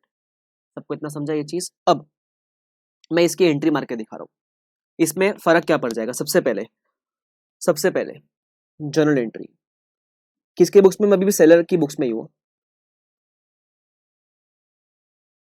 क्या एंट्री मारेंगे, सबसे पहले सेल किया कि नहीं किया, तो हम बोलेंगे बैंक अकाउंट डेबिट। कितना सेल किया, बैंक अकाउंट डेबिट कितना सेल किया हमने, 90 लाख के लिए सेल किया, और असेट तो बाहर जाएगा आपके कैरिंग अमाउंट पे ही, तो बोल देंगे टू 50 लाख बराबर। उसके बाद बोलेंगे टू लीज लाइबिलिटी।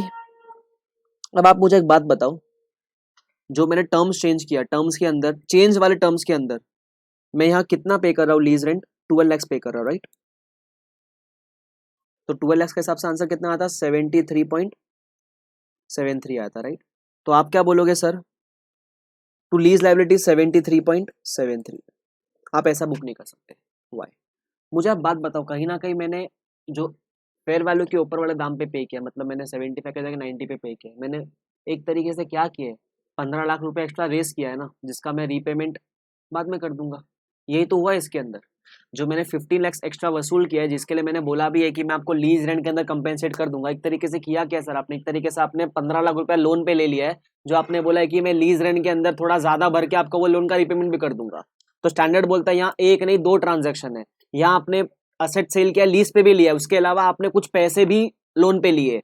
वो आप दिखा रहे हो कि आपने असेट बेच के थोड़ा सा ज्यादा में बेचा, टोपी पहना दिया सामने वाले पार्टी को, एक्स्ट्रा पैसा रेस कर लिया, लेकिन रियल में वो एक्स्ट्रा पैसा क्या है, लोन ही है ना, जिसको आप कंपेंसेट करोगे, रीपे करोगे in the form of lease rent in future.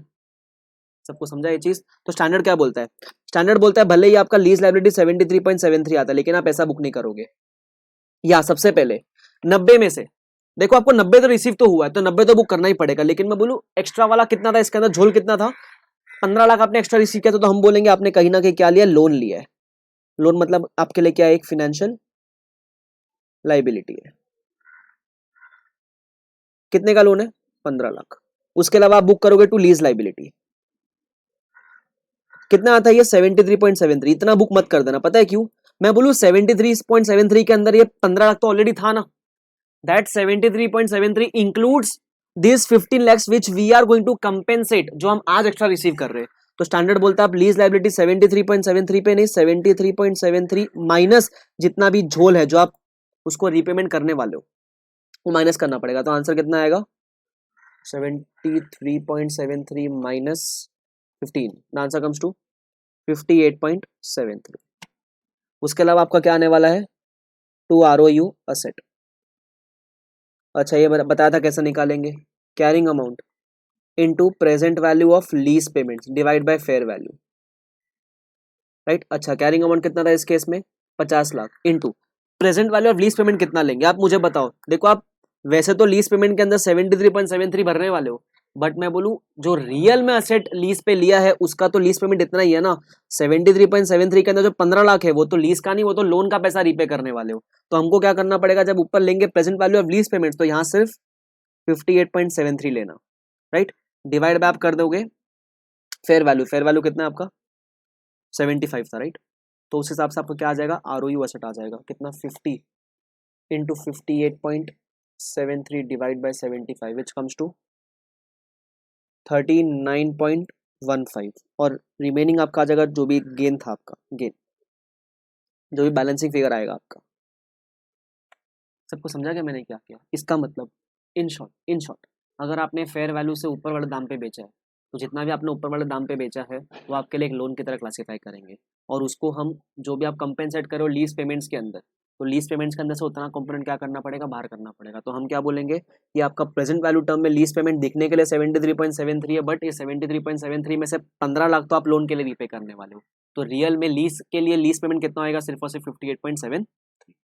सबको समझा ये कहानी, ठीक है। उसके बाद होगा क्या, ये तो आपके बैंक में पैसा आ गया, ये आरओयू एसेट हर साल के एंड पे क्या होने वाला है, डेप्रिशिएट होने वाला है, बराबर। उसके बाद ये फाइनेंशियल लाइबिलिटी जो 15 लाख की है और ये लीज लाइबिलिटी दोनों के लिए बनने वाला है एक एक सेपरेट लोन एमोटाइजेशन, और वो कैसे बनेगा, कौन से अमाउंट पे बनेगा, वो सब जब मैं सम कराऊंगा आपको मैं सिखा दूंगा उसको।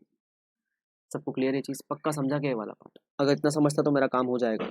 इसी के ऊपर एक सम है, वो सम करेंगे, उसके बाद आगे की बात करेंगे। क्लियर ये चीज, चलो आ जाओ सम करते फटाफट। आप चाहो तो ये भी एग्जांपल कॉपी कर सकते हो सर, जहां मैंने थोड़ा सा चेंज किया है, मैंने सेलिंग प्राइस 90 कर दिया और lease payment 12 lakh per annum कर दिया है। ये इन्फ्लेटेड वाला लीज पेमेंट है, इन्फ्लेटेड वाला। और मैंने बताया था कि झोल कंपोनेंट कैसे निकालेंगे, या तो इसको दोनों कंपेयर कर लो, या फिर जो मार्केट में रेंट चलता है उसका प्रेजेंट वैल्यू निकालो और इसके प्रेजेंट वैल्यू से कंपेयर करो, दोनों में से which ever is more clearly evident वो वाला यूज करेंगे। सबको समझाए वाला पार्ट, यस। जैसे आपने वो एग्जांपल लिखा रहेगा तो उसका ये कुछ एंट्री आता है उसके इसमें। अच्छा, गेन का अमाउंट भी निकाल लूँ क्या मैं, 90 प्लस 39.15 माइनस 65 माइनस 58.73, गेन आएगा अपने को 5.4। तो ऑब्वियसली प्रीवियस वाले सम से थोड़ा डिफरेंट गेन आया इस केस में। सबको समझा गया वाला पार्ट, ठीक है। आई होप सबको समझ गया रहेगा ये चीज़। नहीं समझा, अगर थोड़ा भी डाउट है वापस जाओ, 10 मिनट रिवाइंड करो, वापस से देखो, क्लियर हो जाएगा आपका। उसके बाद भी नहीं समझता है, करो ना फोन, फोन नंबर तो है ना, नहीं है तो लिख लो 9768251890, ये 9768251890, ये मेरा नंबर, इस पर आप कॉन्टैक्ट कर सकते हो। क्लियर, ठीक है। अब क्वेश्चन पे आने के पहले थोड़ा थियरी पढ़ लिया जाए क्या इसके बारे में, आजा थियरी पढ़ते हैं ना, ज्ञान लेते हैं इन लोग से थोड़ा। वो बोलता है देखो सेल एंड लीज बैक के अंदर ये होता है, असेट सेल करता है फिर लीज बैक भी कर लेता है, बराबर। जो सेलर होता है वो लेसी भी बन जाता है और बायर होता है वो लेसर भी बन जाता है। वेरी गुड, बन गया तो वेरी गुड, बहुत अच्छी बात है, बन गया तो। उसके बाद the following to possibilities in this scenario, जब हम बोलते हैं कि सेल क्या और लीज बैक है, तो दो ट्रांजेक्शन, एक तो सेल का और एक लीज बैक का। सेल कब मानेंगे, जब कंट्रोल ट्रांसफर होता है। ये चीज हम कहाँ देखते हैं, इंडेक्स 115 के अंदर देखते हैं। इंडेक्स 115 बोलता है सेल सिर्फ तभी माना जब कंट्रोल ट्रांसफर हुआ है। जितना भी मैंने आपको अभी केस बताया उसमें मैंने अज्यूम किया कि सेल के बाद कंट्रोल ट्रांसफर हुआ है एसेट का, मतलब जब आपने एसेट सेल किया तो बकायदा आपने कंट्रोल भी ट्रांसफर किया है। अच्छा, कंट्रोल ट्रांसफर नहीं होता तो क्या होता है, उसका मैंने बात अब तक नहीं किया है, ठीक है।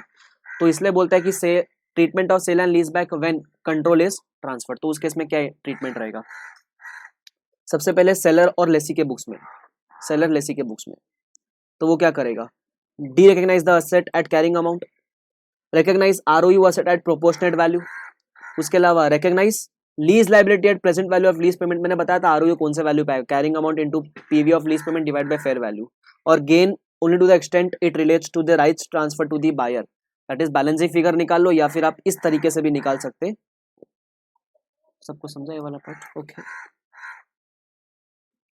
इसकी आप चाहो तो बाजू में एक एंट्री मार सकते हो, किधर तो जगह होगी ना, इसकी जर्नल एंट्री कैसे बनती है, जो अपन ऑलरेडी एग्जांपल में मार ली, इधर मार देना ना, bank account debit,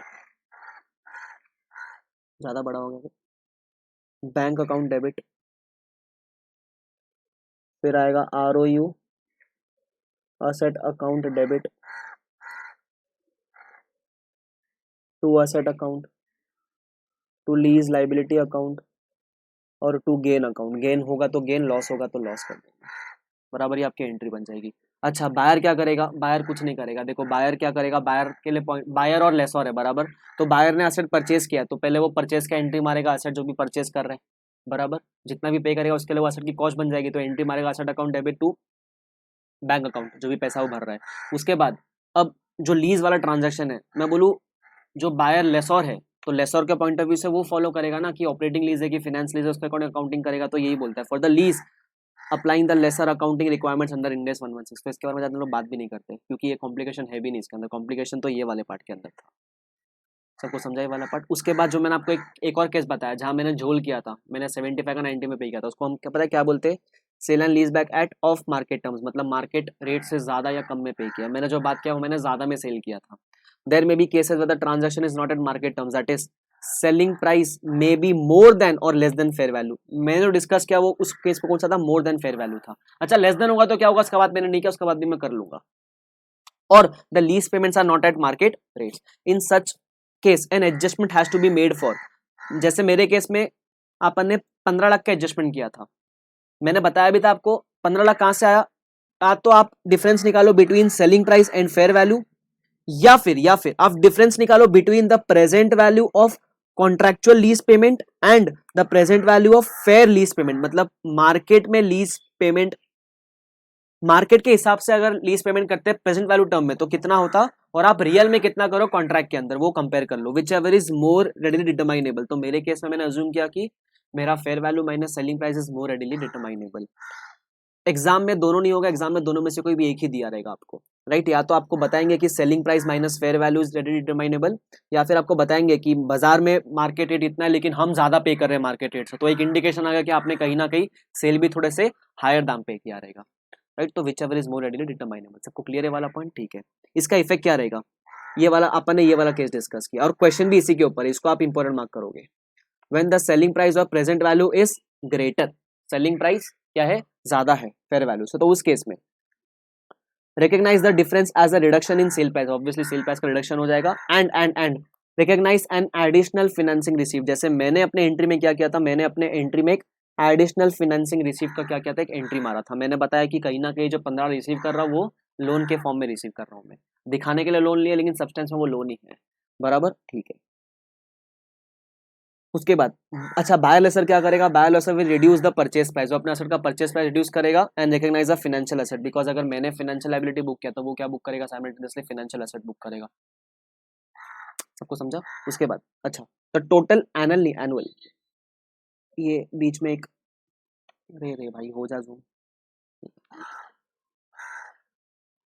total annual lease payment to be made by the lessor shall be bifurcated into two parts. इसका मतलब क्या है, आप मुझे बताओ, जो 12 लाख का मैं रीपेमेंट करने वाला हूँ, मैं लीज रेंट भरने वाला हूँ, तो 12 लाख का जो लीज रेंट मैं भरने वाला हूँ हर साल, उसके अंदर दो के लिए मैं लीज रेंट भरने वाला हूँ। मतलब वो 12 लाख के अंदर दो कंपोनेंट है, एक थोड़ा थोड़ा पैसा मैं इसके लिए भरूंगा और थोड़ा थोड़ा पैसा मैं इसके लिए भरूंगा, राइट। वो मैं सिखाऊंगा आपको क्वेश्चन के अंदर, वो यही बोलने का ट्राई करता है कि total lease payment, the total annual payment, जैसे मैंने बोला ना 12 लाख के अंदर मैं उसको लोन का भी कंपेंसेशन दे रहा हूँ ना, जो 15 लाख मैंने डे वन पे एक्स्ट्रा रिसीव किया, तो 12 लाख के अंदर कहीं ना कहीं हर साल थोड़ा थोड़ा 2-2 लाख में उसको एक्स्ट्रा दे रहा था ना यार। तो वो यही बोलता है कि कहीं ना कहीं वो 12 लाख के अंदर आप सिर्फ लीज लाइबिलिटी का पेमेंट नहीं कर रहे हो, आप जो लोन लिया उसका भी पेमेंट कर रहे हो, तो इसलिए 12 लाख को दो पार्ट में बाइफिकेट करना पड़ेगा। अच्छा कितना पेमेंट कौन से पार्ट के लिए करें, वो तो बहुत सिंपल है ना, इसी रेशियो में बाइफिकेट कर देंगे, कहानी खत्म। वो मैं आपको क्वेश्चन में दिखा दूंगा कैसे बाइफिकेट करेंगे। सबको समझा ये वाला पार्ट, ठीक है। अभी ज्यादा कुछ बात नहीं करेंगे, सीधा सम पे जम करेंगे अपन। आ जाओ सम के ऊपर। क्वेश्चन नंबर है आपके लिए 42, question number 42, market as LDR, very important question for you guys, very important, please read this question. फटाफट एक बार आप रीड करोगे, उसके बाद मैं रीड करूंगा, फिर हम क्या करेंगे, सॉल्व करेंगे। आपको कुछ सॉल्व वगैरह नहीं करना, आपको सिर्फ रीड करना है, प्लीज रीड करना है क्वेश्चन।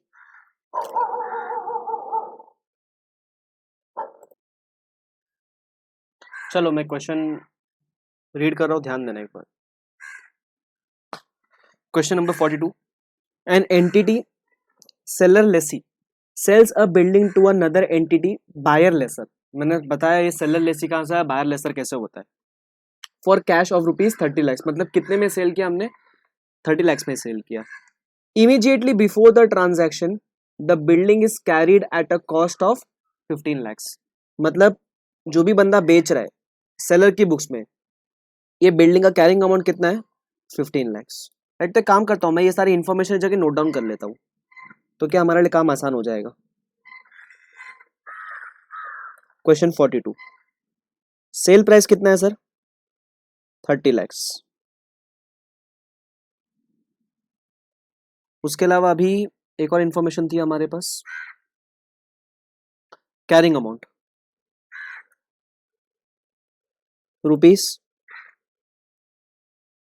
₹15 lakhs, ठीक है। उसके बाद at the same time seller lessee enters into a contract with the buyer for the right of use for the right to use the building for 20 years with annual payments of 2 lakhs payable at the end of each year. मतलब ये cell and lease back का transaction है जहाँ cell कर दिया और lease back भी कर लिया है. अच्छा, तो मैं बोलता हूँ ये जो भी टर्म्स थी वो सेल की कंडीशंस थी. लीज बैक के अंदर कैसा है, लीज टर्म इज 20 years. उसके बाद lease payments is equal to 2 lakhs. Right, as of now हमको सेलिंग प्राइस पता है, लेकिन हम एज ऑफ नाउ हमको एक और चीज चाहिए, वो एसेट का fair value. Because fair value से हम डिटरमाइन कर पाएंगे कि इसके अंदर कुछ झोल है या नहीं है. राइट, अब आगे पढ़ते. The terms and conditions of the transaction are such that the transfer of building by seller satisfy the requirements for determining when a performance obligation is satisfied in Ind AS 115. इसका मतलब in short वो बोलने का try कर रहा है कि control cell के टाइम पे कंट्रोल ट्रांसफर हुआ. प्लीज ये 115 का रेफरेंस आ गया, इसका मतलब ये नहीं है क्वेश्चन 115 का है, क्वेश्चन 116 का है. देखो एक और चीज जो ट्रिकी हो सकती है, मैंने बताया था ना जहाँ सेल और लीज बैक होता है, जो अपन केस डिस्कस करे वो वाला केस है जहाँ कंट्रोल ट्रांसफर हुआ है. तो ये बताने का ट्राई करे कंट्रोल ट्रांसफर हो गया है. वेरी गुड, ठीक है. उसके बाद आगे आता अपना एक और इंपॉर्टेंट इन्फॉर्मेशन. इन्फॉर्मेशन क्या है, the fair value of the building is ₹27 lakhs. तो हम लिख देते हैं कि fair value of the building is how much,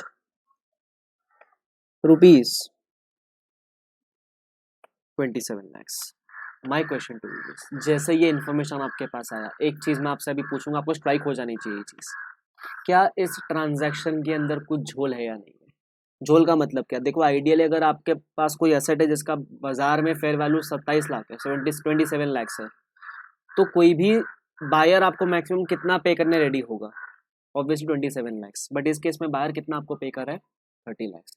तो इसका मतलब कहीं ना कहीं आपने बायर से थोड़ा सा एक्स्ट्रा पैसा लिया है. अब एक्स्ट्रा पैसा लिया है, इसका मतलब कहीं ना कहीं वो एक्स्ट्रा पैसा आप इस 2 लाख के लीज पेमेंट में कंपेंसेट कर रहे होगे ना उसको. अभी ये मत बोलना कि ये जो एक्स्ट्रा पैसा लिया है वो 2 lakhs प्लस उतना और भरेंगे, नहीं. This 2 lakhs includes the extra funds which we have raised by selling at a higher price. This includes it. हमको वो डिटरमाइन करना पड़ेगा कितना इंक्लूड करता है वो चीज. ठीक है, झोल है या नहीं है. मुझे बताओ हमने कितना एक्स्ट्रा रिसीव किया ऑन सेलिंग, कितना एक्स्ट्रा रिसीव किया. तो आप बोलोगे सर 3 lakhs एक्स्ट्रा रिसीव किया. कैसे, नॉर्मली 27 में बिकना चाहिए था, 27 में बिका है क्या, आंसर इज नो. कितने में बिका है, 30 में बिका है. राइट, तो 3 lakhs आपने एक्स्ट्रा वसूल किया. तो जैसा हम बोलते हैं ना अभी 3 लाख कैसे आएगा निकालने का, दो तरीका है, या तो selling price minus fair value करो, या फिर प्रेजेंट वैल्यू ऑफ मार्केट में जो लीज पेमेंट होता है वो, and the present value of contract का लीज पेमेंट है वो, विच बराबर दोनों का जो डिफरेंस है, या तो ये 3 लाख या फिर अगर वो दिया होता तो वो, which ever is more clearly evident. इसमें तो अपने को बाजार में लीज रेंट इन जनरल कितना होता है वो दिया हुआ है क्या, नहीं. जैसे मैंने बताया था दोनों में से कोई भी एक चीज क्लियरली दी रहेगी, तो अपने को ये चीज अभी क्लियरली दिया हुआ है. अगर अपने को ये बोल देते कि बाजार में लीज रेंट सपोज 1.5 lakhs होता, तो हम निकालते 1.5 lakhs 20 ईयर्स के लिए प्रेजेंट वैल्यू टर्म में कितना आता, फिर हम देखते हैं कि 2 लाख के हिसाब से कितना आ रहा है, फिर जो डिफरेंस आता है शायद उतना हम एक्स्ट्रा पे करते हैं. बट वो इन्फॉर्मेशन हमारे पास नहीं है. ठीक है, आगे आगे दिया हुआ अपने को initial direct cost if any are to be ignored, मतलब कुछ है नहीं उसके अंदर. आईआरआर कितना दिया हुआ है, 12%, विच इज रेडिली डिटरमाइनेबल. देखो सेलर के पॉइंट ऑफ व्यू से हमेशा आईआरआर दिया हुआ रहता है. उसके बाद buyer lessor classifies the lease of the building as an operating lease. इसका मतलब वो बोलता है कि जो बायर है और जो लीज पे दे रहा है वो लेसर के लिए, लेसर तो क्लासिफाई करता है कि नहीं ऑपरेटिंग फाइनेंस में, वो तो करता है ना क्लासिफाई. तो लेसर के पॉइंट ऑफ व्यू से ये कौन सा लीज है, ऑपरेटिंग लीज है. How should the set transaction be accounted by the seller lessor, seller lessee and the buyer lessor. मैं सेलर की बुक्स में पहले एंट्री मार कर दिखाता हूँ, फिर बायर की बुक्स में एंट्री मारेंगे, सम खत्म हो जाएगा ये वाला अपना. राइट, ठीक है. अब सबसे पहली बात मैं यहाँ, ये तो अपना गिवन वाला पॉइंट था, यहाँ एक अपने पास डिस्काउंट रेट भी था 12%. राइट, ठीक है. अब सबसे पहले मुझे बता दो जो भी एडिशनल फाइनेंसिंग रेस्ट है, first part.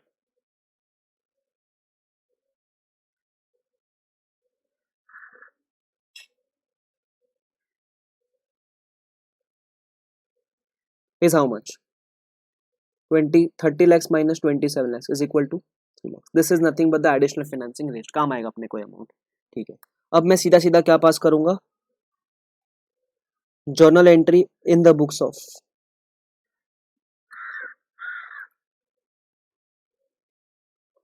Seller lessee. In the books of seller lessee. अब प्लीज आप कुछ लिखना मत, अब सिर्फ मेरे यहाँ ध्यान देना, प्लीज कुछ भी मत लिखना अभी। क्या एंट्री मारेंगे सबसे पहले, सेलर लेसी को कितना पैसा आ रहा है, तो आप बोलेंगे बैंक अकाउंट डेबिट, कितना पैसा आ रहा है सेलर लेसी को। तो देखो भले ही बाजार में दाम 27 लाख था बट आपने तो 30 में बेचा, तो कैश तो 30 लाख आया कि नहीं आया। हाँ sale price should have been 27 but real में कैश तो 30 लाख आया कि नहीं आया, आया है। तो 30 लाख अकाउंट डेबिट। 2 असेट बाहर गया है कि नहीं गया, बिल्डिंग, तो बिल्डिंग को बाहर करना पड़ेगा। अब बाहर तो कौन से वैल्यू पे होने वाला है, कैरिंग अमाउंट पे, तो मैं बोल दूंगा ये कैरिंग अमाउंट पे बाहर हो जाएगा।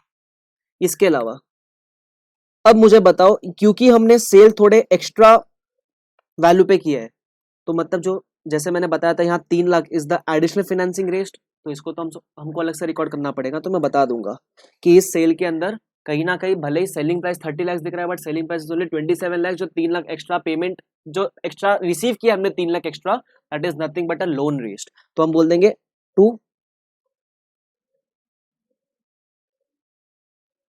फाइनेंशियल लाइबिलिटी, ब्रैकेट में मैं प्यार से बोल दूंगा नथिंग बट एडिशनल फाइनेंसिंग। अच्छा कैरिंग अमाउंट वाज 15 lakhs, ये कितना था 3 lakhs। सबको अच्छा समझा, ठीक है। उसके अलावा अभी ये तो हो गया जो मैंने सेल में किया था, सेल में मैंने 30 lakhs में किया था और एडिशनल फाइनेंस 3 लाख का रेस किया था। उसके अलावा हमको 2 चीज और निकालनी है, हमको निकालना है 2 लीज लाइबिलिटी और डेबिट करना है आरओ एसेट। आराम से करना, जैसे मैंने बताया इस पार्ट में आपको बहुत प्रैक्टिस लगती है करने के लिए। अब देखना कैसे निकालेंगे लीज लाइबिलिटी, हम कैसे निकालते हैं, ये तो निकलता है present value of future cash flows, तो हम बता देंगे। इसके लिए वर्किंग नोट नंबर 1 बना देंगे।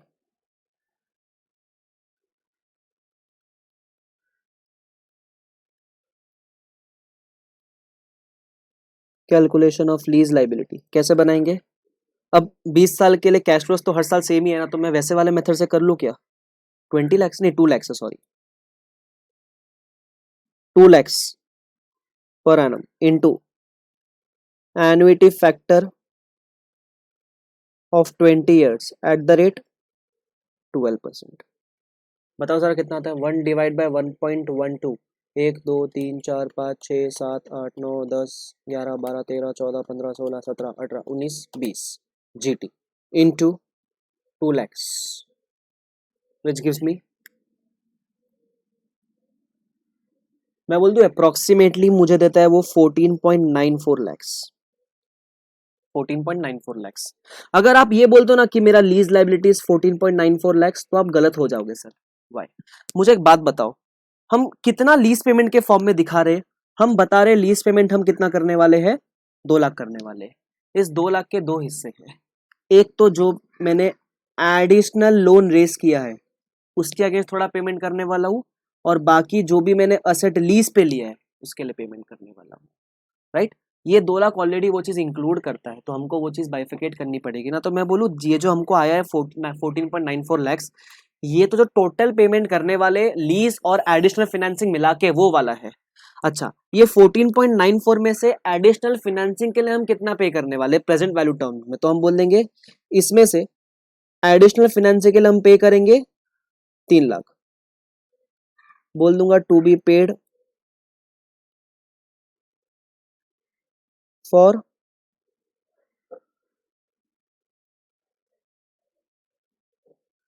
Additional financing. इसका मतलब जो बैलेंस बचता है 11.94, this is nothing but amount paid for, amount to be paid for lease. तो इसलिए मैं लीज लाइबिलिटी को 14.94 नहीं कितना बुक करूंगा, ओनली 11.94। सबको समझा। देखो आइडियली ये भी एक तरह का फाइनेंशियल लाइबिलिटी ही है और ये भी एक फाइनेंशियल लाइबिलिटी ही है, बट बाइफिकेशन देना इंपॉर्टेंट हो जाएगा ना सर आपके लिए कि ये 14.94 में से 3 लाख तो वो पेमेंट है जो हम जो एडिशनल लोन रेज किया उसके लिए करने वाले हैं, और 11.94 वो पेमेंट है जो प्रॉपर लीज के लिए कर रहे हैं वही करने वाले हैं। क्लियर। उसके अलावा क्या बुक करना है, आरओयू एसेट। क्या मैं आरओयू को इसी वाले पे बुक कर दूंगा, कहता आंसर इज नो। मैंने बताया था ऐसा मत करना, आपको आरओयू का अमाउंट निकालना पड़ेगा। सर ये अमाउंट कैसे निकालेंगे हम, थोड़ा दूर लिख दिया जाएगा 30 लाख। कैसे निकालेंगे? Carrying amount into present value of lease payment divide by fair value of asset, right. तो मतलब इसका कैसे निकलने वाला है ये, हम बोलेंगे carrying amount was 15 lakhs into 11.94 lakhs divide by 27 lakhs was the fair value. इसका मतलब क्या है, कहीं ना कहीं मैंने मेरे बुक्स पे जो 15 लाख का असेट था, मतलब मैंने 100% असेट सेल कर दिया था। 100% असेट सेल करने के बाद out of the fair value of 27 lakh मैंने सिर्फ 11.94 वर्थ लैक्स का असेट क्या लिया, वापस से लीज पे लिया है, राइट। तो ये इसका डिनोशन होता है, ये उसका मतलब होता है। मैंने बताया था इसका, ऑलरेडी अपन एग्जांपल डिस्कस कर चुके हैं सर। अमाउंट बताओ ना कितना आता है sir, 15 into 11.94 divide by 27, it comes to 6.63। एक बात ध्यान रखना प्लीज, यहाँ 11.94 ही लेना, यहाँ 14.94 मत लेना। बिकॉज मैं बोलूँ लीज पेमेंट के लिए तो हमसे 11.94 ही पे कर रहे हैं ना, और फॉर्मूला क्या बोलता है, carrying amount into present value of lease payment. तो लीज पेमेंट के लिए हम 11.94 ही पे कर रहे हैं। ये जो पे कर रहे हैं 3 lakhs, वो तो एडिशनल फाइनेंसिंग के लिए पे कर रहे हैं। सबको समझा ये वाला पार्ट? ओके। उसके बाद अभी भी आपको कुछ बैलेंसिंग फिगर आएगा, क्योंकि आप देखोगे तो ये तो 36 के आसपास होता है, और आपका नीचे वाला होता है 15 प्लस 3 प्लस 11.15 प्लस 3 प्लस 11.94, 29.94 होता है। माइनस हम करेंगे 36.63, कम्स टू 6.69। वो क्या है, आपका गेन है, बैलेंसिंग फिगर टू गेन।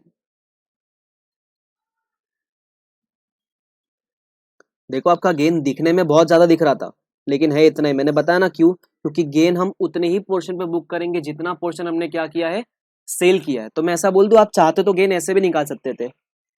आपको गेन वैसे दिख कितना रहा था, आप बोलते कि सर मेरा गेन था 12 lakhs का। देखो रियल में गेन आपका 12 lakhs का ही था, तो आप उल्टा करके निकाल सकते हो इसको। देख ले एक बार, 12 इंटू,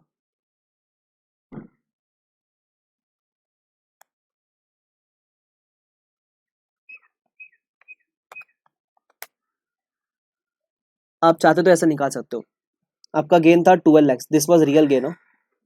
देखो 15 लाख गेन मत बोलना, मैंने बताया वो एडिशनल 3 लाख तो आपने लोन लिया है, कोई गेन वेन नहीं किया आपने सर। 12 कैसे आया सर, कैरिंग अमाउंट 15, बाजार का फेयर वैल्यू 27, 12 lakhs का gain.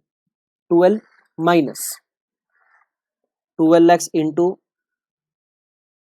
11.94 upon 27, because this is the which portion, retained portion. तो मैंने टोटल गेन में से रिटेन्ड पोर्शन का गेन माइनस कर दिया, मुझे मिल जाएगा जो भी गेन है 6.69 ही आएगा।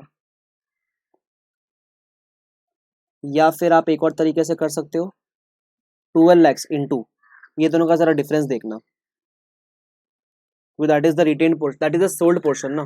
15 minus 6.63 which comes to 12 into 8.37 divide by 15, क्योंकि this is the sold portion. कोई भी तरीके से करो सर, 100 तरीके निकालने के, राइट। आंसर आपका हमेशा 6.69 आने वाला। नहीं निकालना तो मत निकालो, बैलेंसिंग फिगर ले लो उसको। सबको समझा? ठीक है, पक्का यहाँ तक क्लियर ये चीज? ठीक है। उसके बाद अब ये तो मेरी डे 1 की एंट्री हो गई। अब मैं थोड़ा सा आगे जाकर आपको एक्सप्लेन करना चाहूंगा ईयर एंड पे कैसी कैसी एंट्री होगी। ईयर एंड पे मैं अभी भी सेलर और लेसी के बुक्स में ही हूँ। सबसे पहले आरओयू को डेप्रिशिएट करेगा तो वो एंट्री मारेगा depreciation account debit to ROU asset. वो 20 साल के हिसाब से कोई तो अमाउंट बुक करेगा वो, राइट।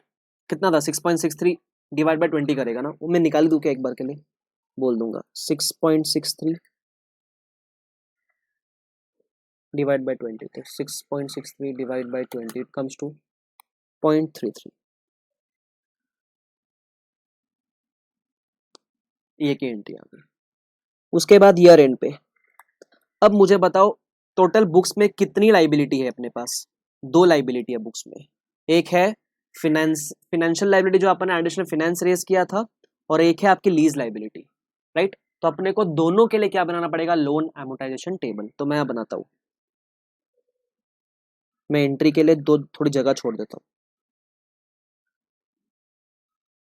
इधर बनाता हूं loan amortisation table for additional financing of rupees 3 lakhs and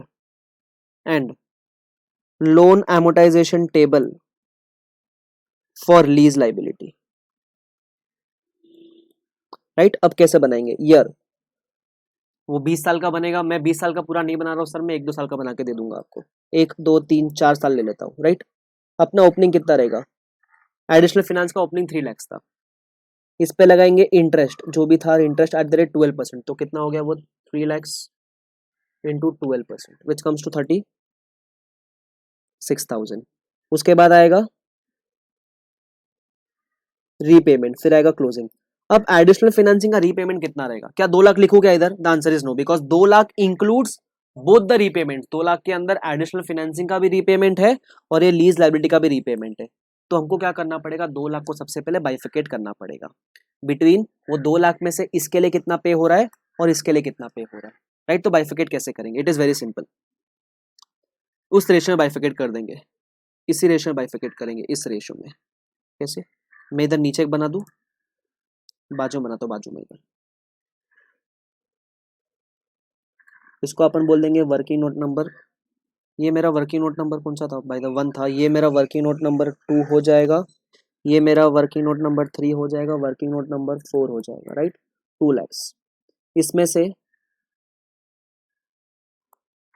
for additional financing कितना एंड फॉर लीज पेमेंट्स कितना, तो कैसे निकालेंगे, हम सिंपली बोलेंगे 2 lakhs into 3 lakhs divide by 14.94 lakhs, मैंने कुछ नहीं रेशियो में निकाला ना यार, और 14 into 11.94 lakhs divide by 14.94 lakhs, बस। तो मैं बोल दूंगा 2 lakhs into 3 divide by 14.94, ratio निकाला सर और कुछ नहीं, कितना आ गया मेरा आंसर 4160 अप्रोक्सीमेटली, और 159840। तो अब कैसे बनेगा सर, रीपेमेंट में करूंगा इधर, फर्स्ट ईयर में यहाँ रीपेमेंट होएगा ऑफ 40,160 का, बराबर। उसके बाद आपका आ जाएगा क्लोजिंग, तो क्लोजिंग आ जाएगा आपका 3 lakhs plus 12% minus 4160 which gives me 295,840। Similarly again अगले साल में आपका जो भी इंटरेस्ट आएगा और रीपेमेंट अगेन कितना रहेगा 4160, ऐसा बनता हुआ चलेगा। और उसके बाद आपका सेकंड वाला बनेगा ईयर 1-2-3, वो 20 ईयर्स तक बनेगा। मैं बोल देता हूँ ओपनिंग, ओपनिंग कितना था मेरा इसका 11.94 lakhs, इस पे लगाएंगे इंटरेस्ट एट द रेट 12%, तो निकाल लें 11.94 into 12% which gives me 1.43 lakhs। फिर हम क्या करेंगे, इसमें रीपेमेंट करेंगे।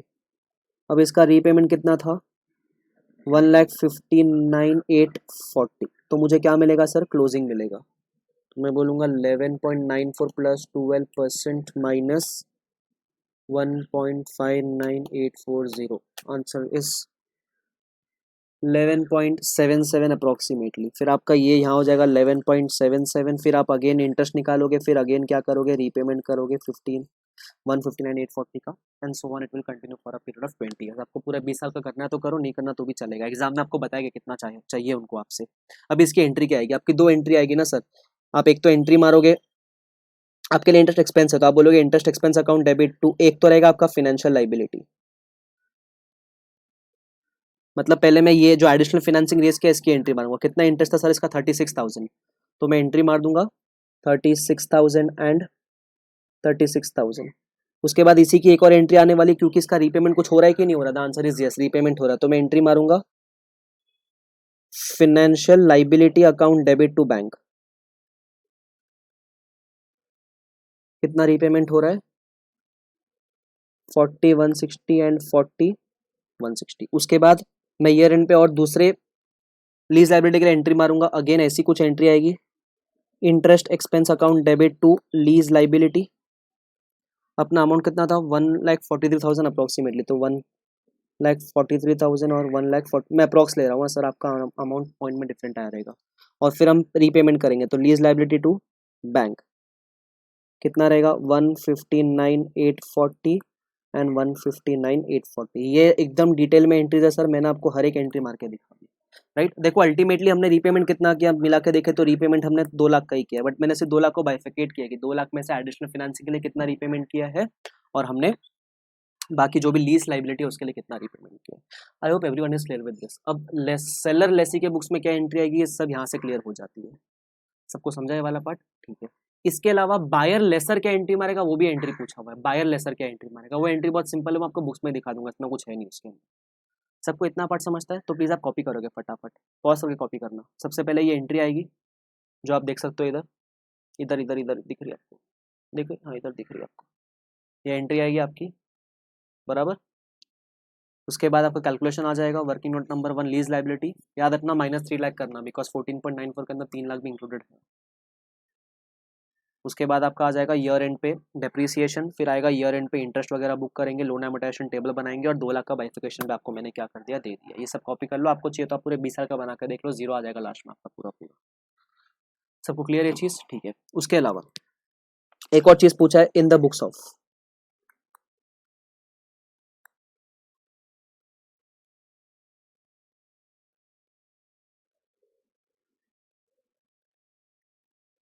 बायर लेसर कि बायर लेसर क्या एंट्री मारेगा। बायर लेसर सबसे पहले तो परचेस बुक करेगा, तो देखो कैसा बुक करेगा, वो इधर आ जाओ। अगर आप देखना चाहो तो आप करने के बाद पूरा ये सोल्यूशन रीड कर सकते हो सर। इधर आ जाओ, बायर लेसर क्या एंट्री मारेगा। सबसे पहले वो बिल्डिंग अकाउंट करेगा डेबिट, भले ही अच्छा उसने पेमेंट कितना किया इसके लिए, बोलेगा कैश अकाउंट कितना 30 lakhs, building account debit.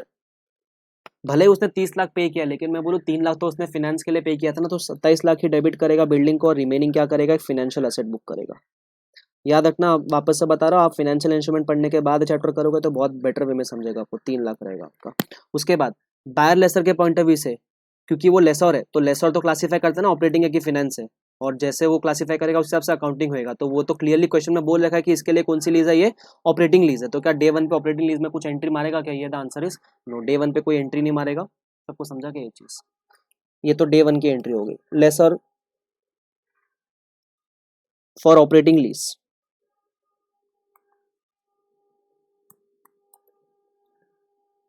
Day 1 पे नो एंट्री। अच्छा मैं थोड़ा आगे जाकर आपको बताऊँ ईयर एंड की एंट्रीज बता देता हूँ ना सर, आपको भी क्लियर हो जाएगा। ईयर एंड पे वो क्या एंट्री मारेगा, सबसे पहले तो इस फाइनेंशियल एसेट के लिए वो क्या बनाने वाला है, लोन एमोर्टाइजेशन टेबल। तो उसके लिए वो कैसे एंट्री मारेगा देख लो, फाइनेंशियल एसेट पहले बढ़ाएगा, उसके ऊपर इंटरेस्ट इनकम जो भी रहेगा वो बुक करेगा, और उसके बाद इसका रीपेमेंट करेगा, रीपेमेंट रिसीव करेगा। तो मैं बोल दूंगा bank account debit to financial asset. जैसे लेसी ने बाइफिकेट किया था ना, 2 लाख में से इतना तो उसने लोन के लिए पे किया, इतना लीज लाइबिलिटी के लिए पे किया। सिमिलरली लेसर भी बाइफिकेट करेगा कि 2 लाख में से इतना उसने फाइनेंस के लिए रिसीव, इतना उसने फाइनेंस के लिए रिसीव किया और उतना उसने लीज पेमेंट के लिए रिसीव किया, लीज लाइबिलिटी के लिए रिसीव किया, लीज पे देने के लिए रिसीव किया बराबर। तो ये इसकी एंट्री आ जाएगी। और ईयर एंड पे वो और क्या एंट्री मारेगा, bank account debit to lease rent, क्योंकि ऑपरेटिंग लीज है ना सर, ऑपरेटिंग लीज में आता है ना आपको लीज रेंट की तरह एंट्री मारता है वो। बस 2 लाख का बाइफिकेशन ये भी करेगा, बता देगा कि जितना भी उसको पैसा मिला रहेगा अगेंस्ट लोन वो लोन, और जितना भी लीज रेंट रहेगा वो बाइफिकेशन सेम ही रहेगा आइडियली। सबको क्लियर है चीज, बहुत सिंपल चीज था, कुछ था नहीं इसके अंदर। तो आप चाहो तो इससे भी चेक कर सकते हो, मेरे ख्याल से इन लोग तो सिर्फ फर्स्ट डे का एंट्री मारते हैं और उसके बाद इन लोग आगे कुछ एंट्री नहीं मारते। देखो सर वो सिर्फ बता देते ऐसे लिखित टर्म्स में, मैंने आपको सब एंट्रीज मार के बता दी है। अमाउंट भी चाहिए क्या आपको, चाहिए क्या इसका अमाउंट, अमाउंट दूं, इसका तो आएगा 36,000। सर 36 कैसे आया, बनाना loan amortisation table, ideally same ही बनने वाला है ना, उसका बनाया था फाइनेंशियल लायबिलिटी के लिए, फर्क इतना था उसके लिए फाइनेंशियल लायबिलिटी 3 लाख था, अपने लिए फाइनेंशियल एसेट 3 लाख है बराबर। वहाँ इंटरेस्ट एक्सपेंस था या इंटरेस्ट इनकम है, फिर जो भी रीपेमेंट रहेगा वो भी उतना ही रहने वाला है ना, 4160 और जो भी ये लीज रेंट के लिए आया वो कितना आएगा 159,840, ऐसा ही कुछ था ना 159,840। That's it, done with this question. सबको समझता है ये वाला क्वेश्चन, परफेक्ट। ये एक ही क्वेश्चन है जो सेल एंड लीज बैक के ऊपर है, केसेस बहुत सारे बाकी है लेकिन क्वेश्चन एक ही है इसके ऊपर, जो मैंने केस डिस्कस किया उसी केस के ऊपर क्वेश्चन है। सबको इतना समझता है ये चीज़, आप कॉपी करोगे ये चीज़ फटाफट, और उसके बाद में जो भी रिमेनिंग केसेस है वो कवर करूंगा। मैं रिमेनिंग केसेस को इतनी डिटेल में कवर नहीं करूंगा बिकॉज आपको वो इजीली समझ जाएगा अगर आपको ये समझ गया है तो। सेकंड चीज, इसके ऊपर कोई क्वेश्चन नहीं है तो अपन टाइम वेस्ट करके मतलब नहीं है उसके ऊपर, बट डिस्कस तो मैं करूंगा क्योंकि आपको मालूम तो होना चाहिए सर, मैं इसको स्किप नहीं कर सकता इसे। क्लियर है चीज, ठीक है। चलो आ जाओ अब रिमेनिंग केसेस का बात करते हैं। ये वो केस था जहां मैंने सेल जो किया था वो प्रेजेंट वैल्यू से ऊपर थोड़े वैल्यू पे किया था। अच्छा ऐसा पॉसिबल है कि मैंने सेल किया रहेगा, सॉरी प्रेजेंट वैल्यू से ऊपर नहीं, सेल मैंने फेयर वैल्यू से ऊपर किया था। ऐसा पॉसिबल है कि सेकंड केस जहां मैंने सेल किया बट सेल मैंने कौन से वैल्यू पे किया है, फेयर वैल्यू से कम दाम में किया है, और मैंने उसको ये बोल दिया कि आज मैं तुझे कम दाम में सेल कर रहा हूं और बदले में जब मैं तुझे लीज रेंट पे करूंगा तो लीज रेंट भी कम पे करूंगा।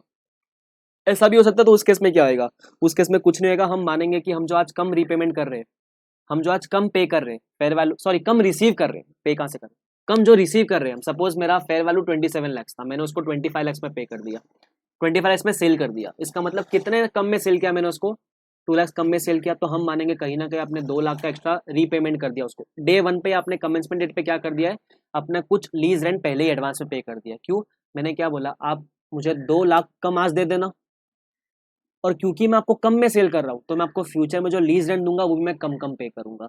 तो कहीं ना कहीं आज जो 2 लाख मैं उससे कम रिसीव कर रहा हूँ, इट इज नथिंग बट जो लीज रेंट मेरे को बाद में देना था वो मैंने पहले ही उसको क्या कर दिया, कंपेंसेट कर दिया। तो सिमिलरली वो यही बोलता है कि अगर ऐसा हुआ है जहां सेल प्राइस कम है फेयर वैल्यू से, तो उस केस में हम मानेंगे सबसे पहले तो आपको सेल प्राइस इंक्रीज करनी पड़ेगी and increase the initial measurement of the ROU asset. इसका मतलब याद है ना आपको, अगर अपन कुछ कमेंसमेंट डेट के पहले ही प्री पेमेंट कर देते लीज लाइबिलिटी का, तो हम क्या करते हैं, आरओयू एसेट इंक्रीज कर देते, लीज लाइबिलिटी इंक्रीज नहीं करते। बस सिमिलर, इसके ऊपर कोई क्वेश्चन नहीं है सर, ऐसा पॉइंट है बस। सिमिलरली बायोलेसर क्या करेगा, ये चीज करेगा, एक बार रीड कर लो समझ जाएगा आपको। उसके बाद अच्छा, जैसे मैंने आपको बताया कि सेल एंड लीज बैक में पहले तो सेल होता है फिर लीज बैक होता है। हम सेल तब मानते हैं जब क्या ट्रांसफर हुआ है, कंट्रोल ट्रांसफर हुआ है। तो यहाँ जितना भी हमने सिनेरियो का बात किया वहां हमने अज्यूम क्या था, कंट्रोल ट्रांसफर हुआ है। But what if control transfer नहीं होता, इसका मतलब क्या, मैंने सेल किया बट कोई कंट्रोल ट्रांसफर नहीं किया, सिर्फ नाम का सेल किया, सिर्फ बुक्स में दिखाने के लिए सेल किया, सिर्फ ऑन पेपर सेल किया है, रियल में कोई कंट्रोल ट्रांसफर नहीं हुआ है। कंट्रोल ट्रांसफर कब होता है, जब रिस्क एंड रिवॉर्ड ट्रांसफर हो चुका है, रियल में कोई रिस्क एंड रिवॉर्ड ट्रांसफर नहीं हुआ है। इसका मतलब ये तो पूरा का पूरा क्या है, फर्जी डॉक्यूमेंटेशन है, ये तो पूरा का पूरा फर्जी ट्रांजैक्शन है। दिखाने के लिए सेल हुआ है बट सेल में क्या कंट्रोल ट्रांसफर हुआ है एज पर Ind AS 115, the answer is no, control transfer नहीं हुआ है। अगर कंट्रोल ट्रांसफर नहीं हुआ है तो वो बोलता है ना ही आप कोई सेल का एंट्री मारोगे ना ही आप कोई लीज बैक का एंट्री मारोगे। क्यों, सेल का एंट्री तब मारेंगे जब कंट्रोल ट्रांसफर हुआ, कंट्रोल ट्रांसफर हुआ क्या नहीं, तो सेल का एंट्री नहीं मार सकते। और जब सेल ही नहीं किया तो लीज बैक का सवाल कहां से आया, बिकॉज सेल और लीज बैक तब होता है जब आपने असेट बेचा कंट्रोल के साथ और उसके बाद अपने लीज पे लिया। लेकिन जब बेचा उसमें कंट्रोल ट्रांसफर ही नहीं किया तो ना ही कोई सेल है ना ही कोई लीज बैक है। तो उस केस में ऑन पेपर तो दिखाया ना अपन ने, ऑन पेपर तो अपन ने सेल दिखा के कुछ पैसा रिसीव किया है, तो उस केस में स्टैंडर्ड बोलता है इसको हम सेल एंड लीज बैक नहीं मानेंगे, हम इसको एक फाइनेंसिंग अरेंजमेंट की तरह मानेंगे, जहां हम मानेंगे कि हमने आपसे कुछ पैसा रेस किया है और असेट को एज अ सिक्योरिटी दिया है हमने आपको, और कुछ नहीं। तो बस वो बोलता है कि उस केस में ना ही कोई सेल ना ही कोई लीज बैक, अगर सेल नहीं है तो असेट बाहर नहीं जाएगा, बस आपने जो पैसा रिसीव किया है, आपने जो भी पैसा रिसीव किया है एसेट के बदले में, वो आप एक लोन की तरह ट्रीट करोगे, मतलब इसके लिए वो बन जाएगा फाइनेंशियल लाइबिलिटी और इसके लिए वो बन जाएगा फाइनेंशियल एसेट, दैट्स इट, और कुछ नहीं है, बस इतना ही है इसके अंदर। मतलब अगर आप मेरे से पूछो ना कि पूरे के पूरे सेल एंड लीज बैक में सर हमको एग्जाम के दिन कितना देख के जाना है, तो देख लो कितना देख के जाना है।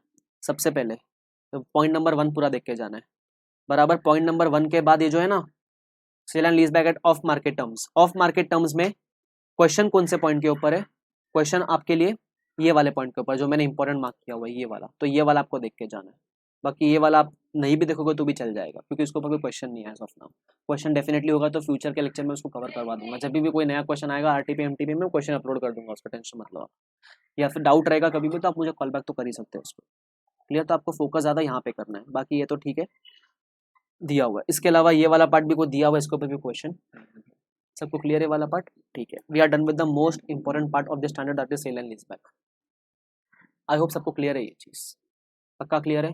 तो मैं स्टैंडर्ड के आखिरी पार्ट पे बढ़ता हूँ जो कि इतना इंपॉर्टेंट भी नहीं है बट दिया हुआ है तो मैं उसको डिस्कस तो डेफिनेटली करूंगा, मैं छोड़ूंगा नहीं उसको। क्लियर ये चीज़, ठीक है। आ जाओ अपने आखिरी पार्ट पे, क्या है आखिरी part, it is transition approach. क्या है वो, transition approach. Now what is the meaning of transition approach, ध्यान से सुनना। इंडेस 116 नया आया है, इंडेस 116 के पहले कौन सा इंडेस था, इंडेस 17 लीजेस बराबर। तो मैं बोलूँ काफी सारी कंपनीज इंडेस 116 के पहले इंडेस 17 फॉलो कर रही होगी, तो सपोज उन्होंने कोई लीज में एंटर किया था इन 2010 फॉर 20 ईयर्स का लीज, तो वो लीज चलने वाली है फ्रॉम 2010 टू 2030। बट अभी बीच में तो 17 से निकल कर हम कहाँ आ गए, 116 के अंदर आ गए। ट्रांजेक्शन हुआ कि नहीं हुआ? और जैसे मैंने बताया 17 का अकाउंटिंग और 116 का accounting for lessee is completely different. तो उस केस में ट्रांजेक्शन किस तरीके से होगा, क्या जो पुरानी लीज है उसको हम अभी भी पुरानी लीज के हिसाब से अकाउंटिंग करेंगे कि उसको हमको एडजस्ट करना पड़ेगा एज पर न्यू लीज? बस इसको हम क्या बोलते हैं, ट्रांजिशन अप्रोच। मतलब जब आप एक इंडेक्स से दूसरे इंडेक्स पे आ रहे हो तो उस केस में हम ट्रांजिशन का अकाउंटिंग कैसे करेंगे, वो पुरानी लीज को क्या इंडेक्स 17 के हिसाब से अकाउंटिंग करेंगे या 116 के हिसाब से वापस से रिकम्प्यूट करना पड़ेगा सब कुछ। तो अभी ट्रांजिशन दो जन की बुक्स में होने वाला है, एक तो लेसी के बुक्स में और एक लेसर की बुक्स में। क्या लेसी के बुक्स में अकाउंटिंग चेंज हुआ है compare to old lease? The answer is yes, जो मैंने आपको फर्स्ट लेक्चर में बताया था। लेसी के बुक्स में ही तो मेजर चेंज है, बराबर। लेकिन क्या लेसर के बुक्स में कुछ चेंज हुआ है क्या? लेसर तो पहले भी ऑपरेटिंग फाइनेंस खेलता था, अभी भी वो ऑपरेटिंग फाइनेंस खेलेगा। इसलिए बोलता है ट्रांजिशन अप्रोच के अंदर जो इधर पॉइंट है सेकंड वाला, ट्रांजिशन प्रोविजन फॉर लेसर, तो बोलता है lessor is not required to make any adjustment, because वहां तो पहले भी वो ऑपरेटिंग फाइनेंस का खेल खेल रहा था, अभी भी वो ऑपरेटिंग फाइनेंस का खेल खेल रहा है, वहां तो कुछ चेंज में अकाउंटिंग में चेंज है नहीं। हाँ, इसके अलावा बोला सब लीज के केस में थोड़ा थोड़ा चेंज करना पड़ेगा, और सब लीज का पॉइंट आप पढ़ लेना, ज्यादा कुछ है नहीं उसके अंदर। बट ओवरऑल अगर हम देखें तो ट्रांजिशन अप्रोच फॉर लेसर्स कुछ भी रहने वाला नहीं है, मतलब लेसर को अपने बुक्स में कुछ चेंज करने का जरूरत नहीं है। लेकिन लफड़ा क्या है, लफड़ा लेसी के बुक्स में। क्यों? क्योंकि लेसी लेसी देखे तो lessee under old lease operating finance ऐसा खेलता था, वो कहाँ क्लासीफाई करे कि नहीं करे, वो ऐसा देखता था अंडर ओल्ड लीज। बट नए लीज के हिसाब से लेसी तो सारे केसेस में क्या बुक करता है, आरओयू वर्सेड account debit to lease liability, ऐसे ही बुक करता है वो। तो अब स्टैंडर्ड बोलता है कि ये जो ट्रांजिशन है ये मेजरली किसके लिए, लेसी के लिए है। अब लेसी के पास सपोज कोई पुराने लीजेस थे, अब वो नए लीज के अंदर आ रहा है, तो पुराने लीज को क्या उसको 116 के हिसाब से करना पड़ेगा? द आंसर इज यस, करना पड़ेगा। लेकिन वो किस तरीके से करेगा, बराबर। उसके लिए उसके पास तीन ऑप्शन है। कितना ऑप्शन है सर? तीन ऑप्शन है। सबसे पहला ऑप्शन है full retrospective approach. Now what is the meaning of full retrospective approach? अपन एक काम करते हैं, एग्जाम्पल के तो समझने का ट्राई करते हैं, राइट? ध्यान से सुनना।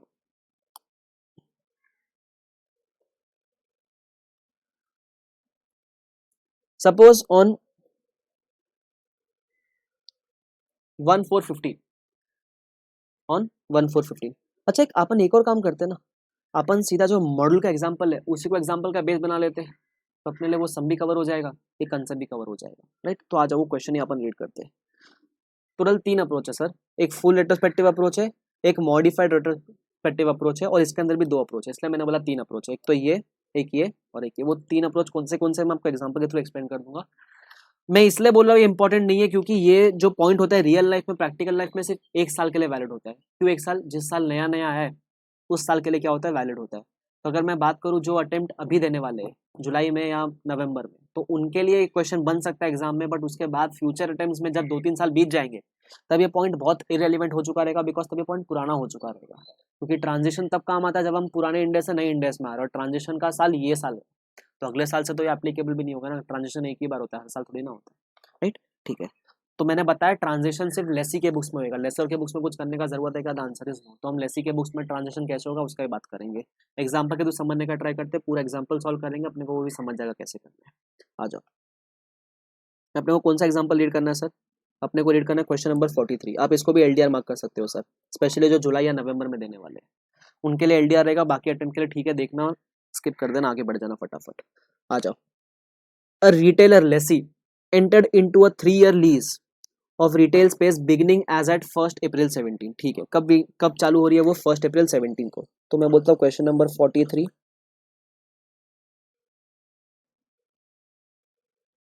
Start date is 1st April 17।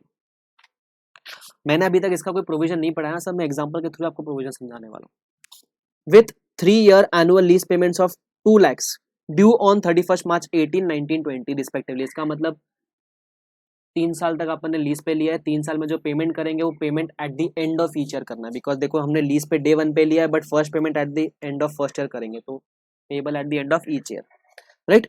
तो मैं बोलता हूँ कि lease term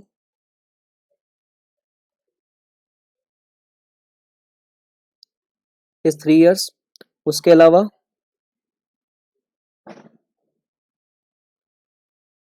lease payments is 2 lakhs। उसके बाद the retailer initially applies Ind AS 116 for the first time in the annual period beginning from 1st April 19। मतलब इसने लीज में एंटर कब किया था? 1st April 17। तो जिस दिन एंटर किया उसने तो Ind AS 17 अप्लाई किया रहेगा, पुराना वाला लीज अप्लाई किया रहेगा। अब उसको इस दिन से 1st April 19 से क्या एप्लीकेबल हो गया? Ind AS 116 एप्लीकेबल होगा। तो जो भी अपने को ट्रांजेक्शन वगैरह करना है वो इसी दिन के हिसाब से करना पड़ेगा, राइट। और क्योंकि हम Ind AS 116 में जब ट्रांजेक्शन करेंगे तो शायद इस दिन से अप्लाई करेंगे, मतलब फॉर द फाइनेंशियल ईयर 1920 के आपको जो फाइनेंशियल स्टेटमेंट्स है इसमें चेंज होने वाला है। लेकिन अपन तो कंपेरेटिव भी प्रेजेंट करते हैं कि नहीं करते? करते हैं ना कंपेरेटिव प्रेजेंट। तो मेरे ख्याल से जब आपने यहाँ 116 अप्लाई किया है तो आपको उस साल के कंपेरेटिव में भी 116 अप्लाई करना पड़ेगा। तो बेसिकली आपको 1419 से नहीं 1418 से ये Ind AS अप्लाई करना है। चलो ठीक है, जो भी है सबको समझता है इतना चीज, ठीक है। लीज पेमेंट 2 लाख है, आगे बात करते हैं अपन। The incremental borrowing rate at the initial date, at the application date is how much? 10%, ठीक है। And at the commencement of the lease was how much? 12%। मतलब जिस दिन लीज में एंटर किया उस दिन डिस्काउंट रेट कितना था? 12% था, और 1 अप्रैल 19 का डिस्काउंट रेट कितना? 10% है। तो आ जाओ, इधर मैं लिख देता हूँ डिस्काउंट रेट ऑन 1417 12%, बराबर ना? बराबर। और अच्छा, ये दोनों का रेलिवेंस क्या आपको समझेगा कि दोनों में से कौन सा डिस्काउंट रेट कब कब यूज करना है आपको समझेगा, उसका चिंता मत करो आप। कितना है? 10%, ठीक है। आगे आ जाते हैं। उसके बाद बोलते था ROU is subject to straight line depreciation over the lease term. Very good. नहीं बोलते तो भी अपन ये अज्यूम करते हैं। Assume that no practical experience are elected, that is the lessee did not incur any initial direct cost. ठीक है, कोई बात नहीं। There were no lease incentive. Very good. उसके अलावा and there were no requirements for the lessee to dismantle and remove, मतलब वो बोलता है और इसके अलावा कुछ भी खर्चा नहीं था, इन शॉर्ट। आगे what would be the impact for the lessee? Lessee का पूछा है। Using all the following transition approaches. अब ट्रांजिशन में 3 अप्रोच होते हैं, एक तो फुल रेट्रोस्पेक्टिव अप्रोच, एक मॉडिफाइड रेट्रोस्पेक्टिव अप्रोच में ऑल्टरनेटिव नंबर 1 और ऑल्टरनेटिव नंबर 2, मतलब टोटल 3 अप्रोच है। हम तीनों अप्रोच के अंदर अकाउंटिंग कैसे करना है वो देखेंगे। सबसे पहला अप्रोच कौन सा है? Full retrospective approach. Now what is the meaning of full retrospective approach? नाम से समझ जाता है सर। फुल रेट्रोस्पेक्टिव मतलब अगर डे 1 से ही 116 अप्लाई करते हैं। क्या करते हैं सर? अगर डे 1 से ही 116 अप्लाई करते हैं तो आज ROU असेट कितना होता और आज लीज लायबिलिटी कितना होता। जैसे देखो इन्होंने किया भी है। अगर फुल रेट्रोस्पेक्टिव अप्रोच का बात कर रहा हूं, अगर डे 1 से ही क्या अप्लाई करते हैं? 116 अप्लाई करते हैं, तो ट्रांजिशन वाले दिन पे ROU असेट कितना होता और लीज लायबिलिटी कितना होता। वापस से रिपीट करता हूँ। फुल रेट्रोस्पेक्टिव अप्रोच का मतलब है अगर डे 1 से ही हम क्या करते हैं? Ind AS 116 अप्लाई करते हैं, तो आज ट्रांजिशन के दिन पे ROU कितना होता और लीज लायबिलिटी कितना होता।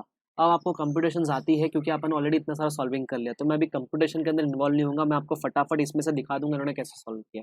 बट जैसे ये लेक्चर खत्म होगा आपको ये सम पूरा प्रैक्टिस करना है। क्लियर? ठीक है, आजा देखते हैं। तो क्या बोलता है? Under the full retrospective approach the lease liability and ROU asset are measured on the commencement date. मतलब वो डे 1 से निकालेंगे using the incremental borrowing rate on day 1, मतलब जिस दिन से कंप्यूट करे उस दिन का ही डिस्काउंट रेट भी यूज करेंगे अपन। The lease liability is accounted for by the interest rate subsequent and ROU is subject to depreciation. Very good. In short, अगर हम डे 1 पे अगर मैं आपसे पूछता, मुझे बताओ अगर 1417 को मैं आपको बोलता कि मुझे बताओ 1417 को ROU और लीज लायबिलिटी कितना होता, बराबर। अपने को पहले इस दिन का निकालना पड़ेगा, फिर हम बोलेंगे इस दिन पे इतना आता, उसके बाद हम बताते हैं कि 1418 को कितना होता, फिर 1419 को कितना होता, तभी कर पाएंगे ना अपन। तो अपने को पहले डे 1 का निकालना पड़ेगा। तो इन लोग डे 1 का निकालते हैं और डे 1 का निकाल के इनको वैल्यू कितना आता है? 480 380। उसके बाद अपन क्या करते हैं? डे 1 के हिसाब से बोलते, डे 1 पे सपोज आपका ओपनिंग इतना होता, फिर आप इंटरेस्ट लगाते, फिर आप पेमेंट्स माइनस करते, क्लोजिंग मिलता। ये आपको क्लोजिंग मिल गया किस दिन का? 31 3/18 का। फिर आपको क्लोजिंग मिलता 31 3/19 का। ऐसे 3 साल का रीपेमेंट बनता। और सिमिलरली अपन ROU को क्या करता? ROU को अपन डेप्रिशिएट करते हुए चलते, राइट। तो उस केस में स्टैंडर्ड बोलता है अगर आप फुल रेट्रोस्पेक्टिव अप्रोच फॉलो करते तो देखो क्या बोलता है। Ind AS 116 is applicable from the financial year beginning 1st April 19. Hence 1920 is the first year of adoption and using full retrospective approach method the comparative of 1819 needs to be restated. जैसे मैंने बताया आप 1920 से भले apply करोगे but आपको अपने comparative के अंदर भी तो रीस्टेट करना पड़ेगा ना, तो इसलिए वो बोलता है कि आपको दो जगह का अमाउंट निकालना पड़ेगा, एक 1819 में कितना होता और एक 1920 में कितना होता। सर वो सिंपल है, इन्होंने 1819 का निकाला हुआ है पहले, कैसे मिलेगा अपने को, ये जो टेबल बनाया हुआ है ना 18 के एंड पे कितना होता, इतना होता आरओयू, नहीं ये होता आपका, हाँ आरओयू होता बराबर, और ये आपका क्या होता लीज लाइबिलिटी। वो कैसे ऐसा आपको कंप्यूट करना है, वो इसका एंट्री क्या मारेंगे हम बोलते हैं टू लीज लाइबिलिटी कितना दिख रहा है 338,026 और हमारा आरओयू कितना दिख रहा है 320,254। टैली हो रहा है कि ऑब्वियसली टैली नहीं होगा, क्यों, डे वन पे भले टैली हो जाएगा बट ईयर एंड पे तो टैली नहीं होगा, क्यों, क्योंकि डिप्रिसिएशन अलग रेट पे चार्ज हो रहा है, इंटरेस्ट वगैरह रीपेमेंट अलग रेट पे हो रहा है। तो वो बोलता है जब भी आप अप्लाई करोगे तो डिफरेंस आएगा, डिफरेंस को आप रिटर्न अर्निंग्स में ट्रांसफर कर देना। ये चीज़ आप ऑलरेडी इंडेस 8 के अंदर भी सीखते हैं, जहाँ वो अकाउंटिंग पॉलिसी में कुछ चेंज हुआ तो कैसे अकाउंट करना है वो बताता है। इन शॉर्ट अगर फुल रेट्रोस्पेक्टिव अप्रोच होगा तो डे वन से अप्लाई करते हुए आना, और डे वन से अगर 1 मंथ से अप्लाई करते तो आज वैल्यू कितना होता, आज 1819 में वैल्यू कितना होता, सिमिलर 1920 में वैल्यू कितना होता, एक साल आगे बढ़ जाना सर, आपको 1920 का वैल्यू भी मिल जाएगा, खत्म है कहानी। ये था आपका कौन सा अप्रोच, फुल रेट्रोस्पेक्टिव अप्रोच। उसके बाद आने वाला है मॉडिफाइड रेट्रोस्पेक्टिव अप्रोच। अब मॉडिफाइड रेट्रोस्पेक्टिव अप्रोच में दो ऑप्शन है आपके पास, एक ऑप्शन नंबर 1 एक ऑप्शन नंबर 2। ऑप्शन नंबर 1 क्या बोलता है, आपको निकालना है सबसे पहले लीज लाइबिलिटी। क्या निकालना है आपको, लीज लाइबिलिटी। वो बोलता है मगजमारी करो ही मत, बोलता है जो हो चुका वो हो चुका, आप मुझे बताओ किस दिन से अप्लाई कर रहे हो। तो मैंने बोला सर मैं तो 1419 से अप्लाई कर रहा हूँ। तो बोलता है जो हो चुका वो हो चुका, उसको भूल जाओ, आप मुझे एक बताओ कि 1419 से लेकर कितना लीज पेमेंट करना बाकी है। तो मैंने बोला सर 1419 से लेकर तो एक लीज पेमेंट करना बाकी है। तो बोलता है कुछ नहीं, आप present value of remaining future cash flows निकाल लो।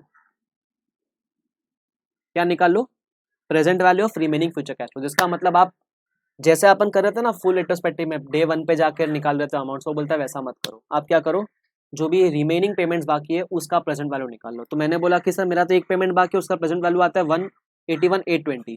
तो बोलता है कि आप अपने लीज लाइबिलिटी को इस अमाउंट पे बुक कर लो, दैट इज 181,820 पे बुक कर लो, बराबर। और आरओयू अभी डेबिट करना बाकी है ना, बराबर। अब आरओयू के लिए आपके पास दो अल्टरनेटिव है, जैसे अपन ने देखा था ना कि मॉडिफाइड रेट्रोस्पेक्टिव में दो अल्टरनेटिव अवेलेबल है, दोनों अल्टरनेटिव में लीज लाइबिलिटी का कंप्यूटेशन सेम है, फर्क है आरओयू वाले कंप्यूटेशन में। तो एक ऑल्टरनेटिव 1 है जो बोलता है कि आप एक काम करो, जो अमाउंट लीज लाइबिलिटी पे आए वही अमाउंट कौन से वैल्यू पे, वही वैल्यू पे क्या रिकॉर्ड कर लो, आरओयू असेट पे रिकॉर्ड कर लो। मतलब देखो अभी मैं इसको थोड़ा समराइज कर देता हूँ।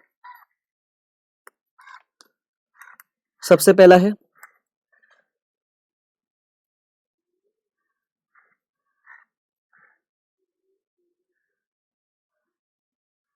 एक काम करूँ क्या, मैं सॉल्व कर लूँ क्या, वरना आपको थोड़ा कंफ्यूजन हो सकता है। फिर ऐसा लग रहा है क्या सॉल्व करूँ क्या, आपकी आवाज़ तो मेरे को आ रही नहीं है, बट मैं सर चलो कर लेता हूँ मैं सॉल्व। ठीक है, तो मैं तीनों अप्रोच सॉल्व ही कर लेता हूँ, आपके लिए काम ही आसान हो जाएगा, फिर आपको रिफर करने की जरूरत नहीं है। ठीक है, तो फुल रेट्रोस्पेक्टिव अप्रोच में हम क्या करेंगे, हम रेट्रोस्पेक्टिव अप्लाई करेंगे। ठीक है, तो अब उस केस में मैं अज्यूम करूंगा अगर 1417 से ही मैं इंड एस 116 अप्लाई करता तो 1417 के दिन पे सबसे पहले मेरा आरओयू कितना होता और मेरा लीज लाइबिलिटी कितना होता, nothing but present value of lease payments. कितना था मेरा lease payments 2 lakhs into annuity factor of 3 years at the rate 12%। तो मैं बोलूँगा 1 divide by 1.12 1 2 3 GT into 2 lakhs, कितना होता वो मेरा लिए 48366 और ये भी होता 48366 बराबर। लेकिन ये तो मैं बता रहा हूँ कि डे 1 से अगर करता हुआ आता तो डे 1 पे कितना होता, बट मुझे क्या डे 1 से अप्लाई करना है क्या 116, द आंसर इज नो। मुझे कब से अप्लाई करना है, जिस दिन से मेरा ट्रांजेक्शन वाला डेट है उस दिन से अप्लाई करना है मुझे, मतलब अप्लाई करना है फ्रॉम द डेट 1419, मतलब फॉर द ईयर 1920 अप्लाई करना है। बट प्रॉब्लम ये है कि क्योंकि मैं फुल रेट्रोस्पेक्टिव अप्रोच यूज कर रहा हूँ तो मुझे प्रीवियस ईयर के फाइनेंशियल्स भी रीस्टेट करने पड़ेंगे, जो प्रीवियस ईयर कंपैरेटिव है ना उसको रीस्टेट करना पड़ेगा। मैं प्रीवियस ईयर के फाइनेंशियल जाके चेंज नहीं कर रहा हूँ, मैं करंट ईयर के फाइनेंशियल में प्रीवियस ईयर को क्या करूंगा, रीस्टेट कर दूंगा। तो मैं ऐसा बोल दूं क्या, मुझे दो बैलेंस चाहिए इन शॉर्ट, मुझे 18-19 का भी चाहिए और मुझे 19-20 का भी चाहिए, सिंपल चीज बराबर। तो इसके लिए मुझे किस दिन का वैल्यू चाहिए रहेगा, निकाला था ना अपन ने ये।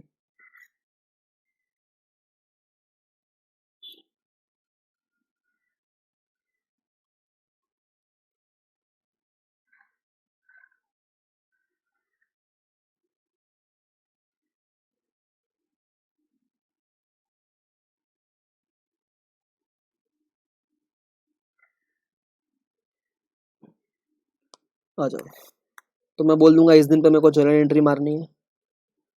अच्छा, इस दिन का वैल्यू कैसे आएगा आपको पता है ना, इस दिन का कैसे वैल्यू आएगा ये दोनों चीज का। इसके लिए बना लोन अमोर्टाइजेशन टेबल और इसके लिए 1 साल का डेप्रिसिएशन कर देना, आपको वैल्यू मिल जाएगा। वो तो बहुत सिंपल है सर, उसके लिए मैं भी नहीं घुसूंगा। हम एंट्री मारेंगे क्योंकि बुक तो इसी दिन पे करना है ना, वो तो हमने ऐसे निकाल लिया था। ROU2 लीज लायबिलिटी डिफरेंस आएगा तो क्या कहाँ ट्रांसफर मारेंगे, रिटेन्ड अर्निंग्स में ट्रांसफर मारेंगे। डिफरेंस डेफिनेटली आने ही वाला है, राइट। और इस साल का बैलेंस कितना रहेगा, अगेन इस साल का बैलेंस निकालने के लिए 1 साल और डिप्रिशिएट कर देना और 1 साल कॉल क्या बना देना, लोन एमोर्टाइजेशन टेबल। ये आपका था फुल रेट्रोस्पेक्टिव अप्रोच, कहानी खत्म। उसके बाद सेकंड कौन सा है, सेकंड है मॉडिफाइड रेट्रोस्पेक्टिव अप्रोच। कौन सा है, मॉडिफाइड रेट्रोस्पेक्टिव अप्रोच। अब इसके अंदर आपके पास कितने मेथड है, 2 मेथड है।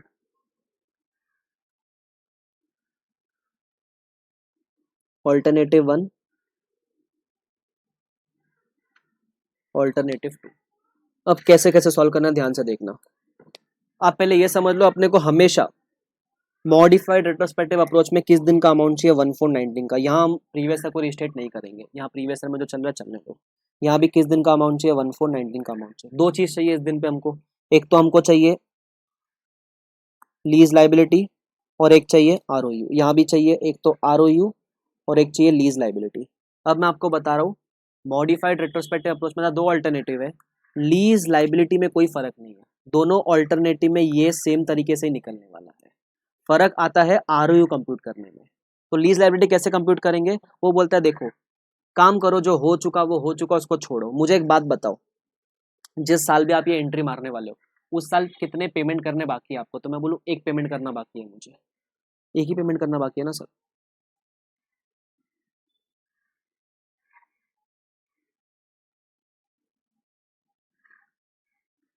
एक पेमेंट करना बाकी है मुझे, क्यों, क्योंकि मैं एक पेमेंट 31 मार्च 18 को कर चुका, एक पेमेंट 31 मार्च 19 को कर चुका। मैं कभी एंट्री मारा हूँ, मैं 1419 को, मतलब 31 मार्च 19 के बाद एंट्री मारा हूँ। एक पेमेंट करना बाकी है। तो वो बोलता है कि कुछ नहीं, लीज लायबिलिटी पता है कैसे कंप्यूट करोगे, present value of remaining cash flows या रिमेनिंग लीज पेमेंट्स बोल देते हैं,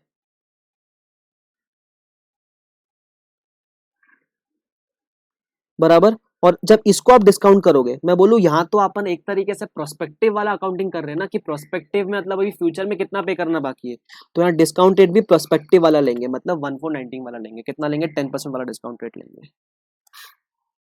सबको समझा गया अपन ने क्या किया इसके अंदर, बस और कुछ नहीं, सिंपल चीज है इसके अंदर। देखो डिस्काउंट रेट कितना लिया हुआ है, 10% लिया हुआ है। अब एक ही पेमेंट बाकी है तो इसका अमाउंट तो बहुत सिंपली आ जाएगा। हम बोलेंगे 2 lakhs डिवाइड बाय 1.10, करो ना, divide by 1.10, answer comes to 181818, ऐसा कुछ आता है। मैं बोलता हूँ 181818। यहाँ भी 1, जैसे मैंने बताया लीज लाइबिलिटी वाले कंप्यूटेशन में कोई दोनों में फर्क नहीं है। 181818 फर्क कहाँ आता है, ROU एसेट और ROU। सबको समझा ये वाला पार्ट, ठीक है। अब वो बोलता है एक तरीका तुम्हारे पास ये है कि तुम पूरा का पूरा ही क्या कर लो, रेट्रोस्पेक्टिव वाला मेथड फॉलो कर लो, सॉरी प्रोस्पेक्टिव वाला मेथड फॉलो कर लो। इसका मतलब जो पुराना हुआ भूल जाओ, जिस दिन से ट्रांजिशन आया उस दिन से जितने भी रिमेनिंग कैश फ्लोज बाकी है उस कैश फ्लोज को आप डिस्काउंट करके लीज लायबिलिटी निकाल लो और इसी वैल्यू पे क्या बुक कर लो, अपना ROU एसेट बुक कर लो। जो अपन करते हैं ना, एक तरीके से सोच लो कि एक नया लीज है जिसका जितना भी साल बाकी है उतने साल को आप लीज टर्म मान लो। मतलब सपोज 1 साल बाकी है तो 1 साल को आप लीज टर्म मान लो और क्या करो, जिस अमाउंट पे आपने लीज लायबिलिटी बुक किया है उसी अमाउंट पे क्या बुक कर दो, ROU एसेट बुक कर दो। मैं बोलूँ सबसे इजी काम यही है ना अपने लिए, कि प्रोस्पेक्टिवली अकाउंट कर दो। In short future lease payment जो बाकी है उसको डिस्काउंट कर दो अपना नया डिस्काउंट रेट के हिसाब से और उसी अमाउंट पे ROU को भी बुक कर दो। इसका मतलब जो अमाउंट पे लीज लाइबिलिटी दिख रहा है वो अमाउंट पे क्या दिखने वाला है, आरओई दिखने वाला है, कोई भी डिफरेंस आने वाला नहीं। एक तो ये तरीका हो गया आपके पास। देखो यहाँ भी एक तरीका किया हुआ है वैसा, अप्रोच नंबर 2 में किया हुआ है मेरे ख्याल से। देखो इधर किया हुआ है ये वाला, ROU asset to lease liability. In short देखो क्या बोलता है, adoption the lessee would record the ROU and lease liability at 1/4 by taking the values from the above table and there will be no impact on retained earnings on the transition date because transition date पे कोई difference आया ही नहीं ना उस case में। सबको समझा? एक तो ये तरीका हो गया आपके पास। एक और तरीका ये है, अब जो एक और अपना ये यहाँ वाला पार्ट बाकी है ना, अब ये थोड़ा सा है ना, मैं बोलूँ ना सेंसलेस चीज़ है। मतलब ये बहुत रेयरली कोई कंपनी करेगा तो करेगा, मेरे हिसाब से तो कोई कंपनी नहीं करेगा वो चीज़, but it is very rare कि अगर किसी को ऐसा लगा कि मेरे को ऐसा फॉलो करना चाहिए तो वो करेगा, बट आई डोंट फील कि वो वाला मेथड में कोई जाने वाला है। अब वो वाले मेथड में सुनना क्या बोलता है, वो बोलता है कि आप आरओयू, पता है आप लीज लायबिलिटी तो कैसे निकालोगे, present value of remaining lease payments, but पता है आप आरओयू कैसे निकालोगे, आरओयू के लिए आप फॉलो करोगे फुल रेट्रोस्पेक्टिव अप्रोच। क्या फॉलो करोगे आप? Full retrospective approach, but using revise discount rate. Sir इसका मतलब क्या, थोड़ा एक्सप्लेन कर दो ना कैसे निकलेगा ये, मुझे बताओ। लीज लायबिलिटी छोड़ दो, लीज लायबिलिटी ऐसे निकलेगा, मैं आरओयू का बात कर रहा हूँ। अगर आप डे 1 से आरओयू निकालते हो और डे 1 से आरओयू डेप्रिशिएट करते करते उसका वैल्यू आज कितना होता है ये पूछता हूँ मैं आपसे, तो कैसे निकालते हो? तो आप बोलते हैं सर 2 लाख का लीज पेमेंट है, 3 साल के लिए पे करना है और डिस्काउंटेड रिवाइज वाला यूज करना है, बराबर? डिस्काउंटेड रिवाइज वाला यूज करना, तो आप बोलते हो 2 lakhs into annuity factor of, चल ले भाई,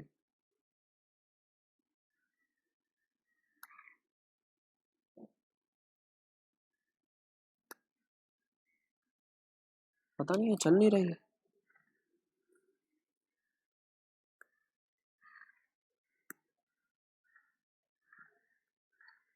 इधर निकालता हूँ, 2 lakhs into annuity factor of 3 years at the rate 10%। तो डे 1 पे आपका आरओयू कितना होता है, 1 divide by 1.10 GT into 2 lakhs। तो आपका डे 1 पे आरओयू होता 370। उसके बाद आपको ये तो आरओयू मिलता 1417 का, आपको आरओयू किस दिन का चाहिए, 1419 का। तो क्या करना, 2 साल डेप्रिशिएट कर देना, तो मैं इंटू 1/3 कर दूंगा, मुझे मिल जाएगा कितना आएगा, 165,790। सर कैसे आया ये आपको? मैंने कुछ नहीं, इसमें से 2 साल का डेप्रिसिएशन माइनस कर दिया, तो मुझे ये अमाउंट मिल गया। तो आपने क्या निकाला, मतलब आरओयू कितना मिला अपने को, 165,790। डिफरेंस आया कुछ, कहाँ ट्रांसफर होगा डिफरेंस, रिटेन्ड अर्निंग्स में ट्रांसफर होगा डिफरेंस। इसका मतलब अब ये जितना भी डिस्कशन किया मैं उसको समराइज करता हूँ। सबसे पहला, ट्रांजिशन में हमारे पास कितने अप्रोच है, 3 अप्रोच है। सबसे पहला है full retrospective approach. Full retrospective मतलब हम क्या करेंगे, डे 1 से कंप्यूट करना स्टार्ट करेंगे। डे 1 से अगर हम 1160 अप्लाई करते हैं तो फिर आज के दिन पे आरओयू कितना होता है और आज के दिन पे लीज लायबिलिटी कितना होता है, मतलब डेट ऑफ ट्रांजिशन के दिन पे कितना होता। और फुल रेट्रोस्पेक्टिव के अंदर आपको प्रीवियस ईयर भी क्या करना पड़ता है, रिस्टेट करना पड़ता है, बिकॉज जब आप निकाल ही रहे हो पूरे स्टार्टिंग से तो प्रीवियस ईयर भी आप रिस्टेट कर सकते हो। इसलिए मैं क्या करता हूँ, जिस दिन ट्रांजिशन किया उस दिन से नहीं, उसके 1 साल पहले से मैं अमाउंट निकाल लेता हूँ। मतलब मैं 1419 से नहीं 1418 से अमाउंट निकाल लेता हूँ। इतना क्लियर ये चीज़? ठीक है। तो मैंने फुल रेट्रोस्पेक्टिव अप्रोच के अंदर क्या किया, मैंने डे 1 से फॉलो किया और डे 1 से फॉलो करते करते देखा कि आज वैल्यू कितना होता, और आज जब मैं एंट्री मारूंगा तो जो भी डिफरेंस आएगा उसको मैं रिटेन अर्निंग्स में ट्रांसफर मार दूंगा। सेकंड है मॉडिफाइड रेट्रोस्पेक्टिव अप्रोच। अब मॉडिफाइड के अंदर 2 ऑल्टरनेटिव है, तो ऑल्टरनेटिव नंबर 1, ऑल्टरनेटिव नंबर 2। हमको हमेशा 2 अमाउंट चाहिए ट्रांजिशन डेट के दिन पे, 1419 के दिन पे 2 अमाउंट चाहिए अपने को। यहाँ अपन प्रीवियस ईयर रिस्टेट नहीं करेंगे, राइट? ये अपने को ट्रांजिशन के दिन पे 2 अमाउंट चाहिए, एक तो चाहिए अमाउंट ऑफ लीज लायबिलिटी, दूसरा चाहिए amount of ROU asset. Lease liability दोनों ऑल्टरनेटिव में सेम आने वाला है। वो बोलता है कि आप कोई भी मेथड लगा लो, लीज लायबिलिटी सेम आएगा। कैसा आएगा, present value of remaining lease payments using the revise discounted, using the discounted on the date of transition, 10% वाला डिस्काउंटेड यूज करना। तो लीज लायबिलिटी दोनों केस में कितना रहने वाला है, 1818। अब मॉडिफाइड अप्रोच में ऑल्टरनेटिव नंबर 2 ये बोलता है कि जिस अमाउंट पे आपने लीज लायबिलिटी बुक किया है उसी अमाउंट पे क्या कर लो, आरओयू बुक कर लो। इसका सिंपल में मतलब ये होता है कि आप एक काम करो, लीज लायबिलिटी को प्रोस्पेक्टिव वे में अकाउंट करो। जो पुराना हुआ उसको भूल जाओ, प्रोस्पेक्टिव वे में जितना भी पेमेंट बाकी है उसी सेम अमाउंट पे लीज लाइबिलिटी बुक करो और उसी सेम अमाउंट पे आरओयू बुक करो। अगर आप मेरे से पूछोगे तो मैक्सिमम कंपनीज यही अप्रोच फॉलो करने वाला है, या तो ये फॉलो करेगा या तो ये ऊपर वाला फॉलो करेगा, that is full retrospective approach, बराबर। लेकिन एक और मेथड ये बोलता है कि आप क्या करो, आप लीज लाइबिलिटी तो कैसे निकालोगे, present value of remaining lease payments, लेकिन आप आरओयू पता है कैसे निकालना, आप आरओयू के लिए फुल रेट्रोस्पेक्टिव फॉलो करना, दैट इज डे वन से आप आना आरओयू निकालते निकालते कि आज आरओयू कितना होता है, बट यहां जब आरओयू निकालोगे तो आप डिस्काउंटेड पुराना वाला नहीं नया वाला यूज करना।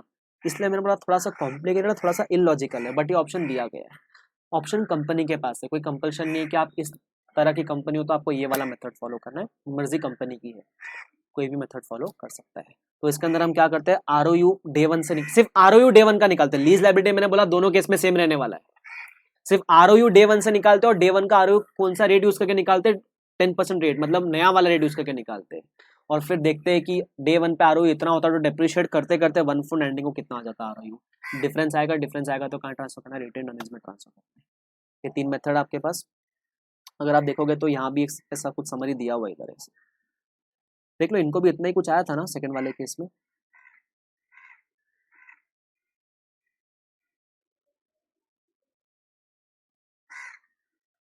ये ऑल्टरनेटिव नंबर 1 है, आरओयू का शेड्यूल है, ठीक है।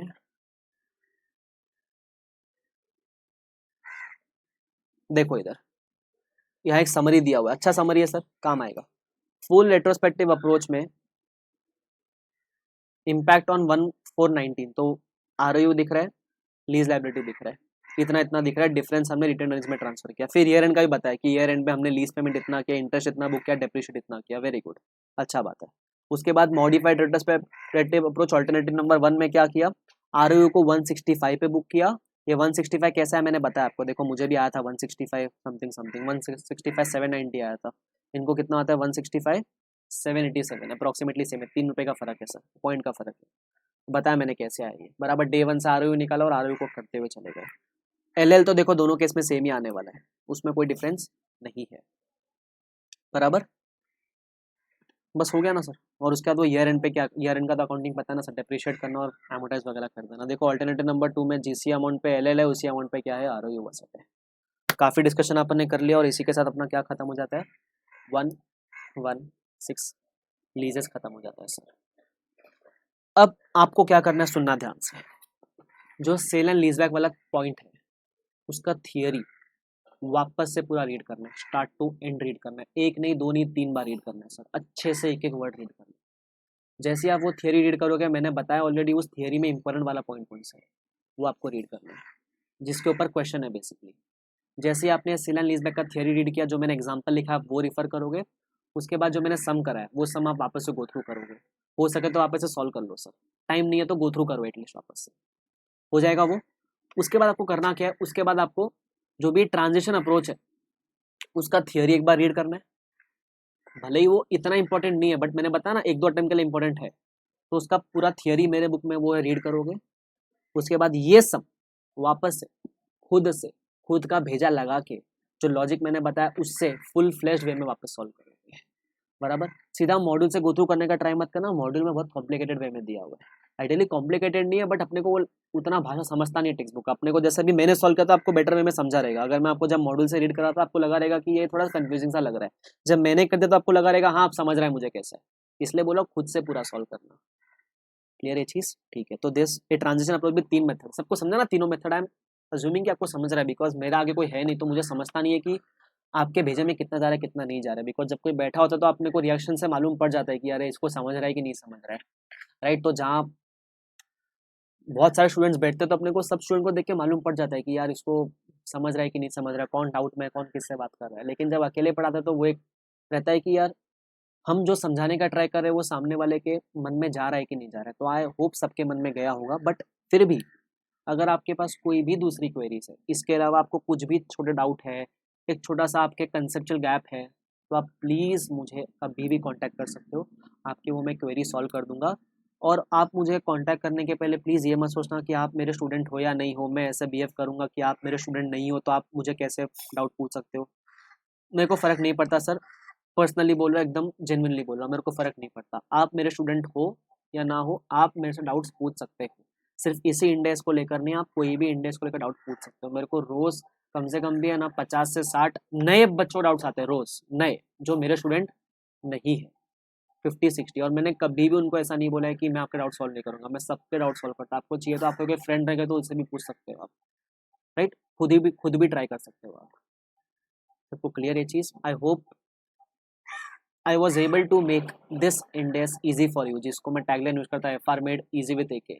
तो I hope I was able to make this index very easy, but एक बार पढ़ के काम नहीं बनेगा सर, आपको बार बार रिवाइज करते रहना पड़ेगा। सबको क्लियर ये चीज़? और कोशिश करूंगा मैं इसको मैं फटाफट रिवाइज करवा के एक रिवीजन लेक्चर भी अपलोड कर दूं, बट रिवीजन लेक्चर के पहले रिवीजन ऑडियो आएगा, वो टेलीग्राम पे आएगा, जो कि ऑनगोइंग है। मैं डेली बेसिस पे अपलोड करता हूँ कुछ ऑडियो रिविजन्स डेली बेसिस पे, या कभी कभी एक आध दिन मिस हो जाता है तो मैं ऑल्टरनेट डेज तो अपलोड करता ही हूँ। मोस्टली मैं डेली बेसिस पे करता हूँ, मैं सिर्फ संडे को ऑडियो रिविजन अपलोड नहीं करता हूँ, मैं बाकी सारे दिन ऑडियो रिविजन अपलोड करता हूँ। तो प्लीज़ टेलीग्राम चैनल में ज्वाइन कर लेना, उस पर आपको ऑडियो रिविजन वगैरह मिलते रहेंगे, जो भी फ्यूचर अपडेट्स है, फर्दर अपडेट्स है, नोट्स वगैरह, वो सब मैं टेलीग्राम पे डालता रहूँ। तो क्लियर है चीज़? Okay, so best of luck for studies, hope to see you soon, and please stay safe. भाई ख्याल रखो अपना, ये साल अपनी ज़िंदगी से निकाल दो तो आपको चाहिए, मतलब ऐसे ये साल आप बस ख्याल रखो। तो ये साल अपना है कि अपन हेल्थ का ध्यान रख लें, एक बार हेल्थ सही टिका लेना अपने ये साल एटलीस्ट, वैक्सीन आने तक। फ्यूचर में अपन सब कम बैक कर लेंगे सर, इतना कैपेबिलिटी है अपने अंदर, सबके अंदर है। मैं से अपनी बात नहीं कर रहा, सबकी बात कर रहा हूँ। तो प्लीज़ ये साल संभल के रहना थोड़ा सा, stay safe and keep working hard, right? Okay, चलो बाय बाय।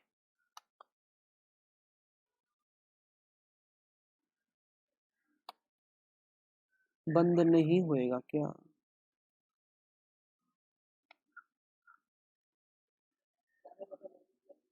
अभी होएगा बंद।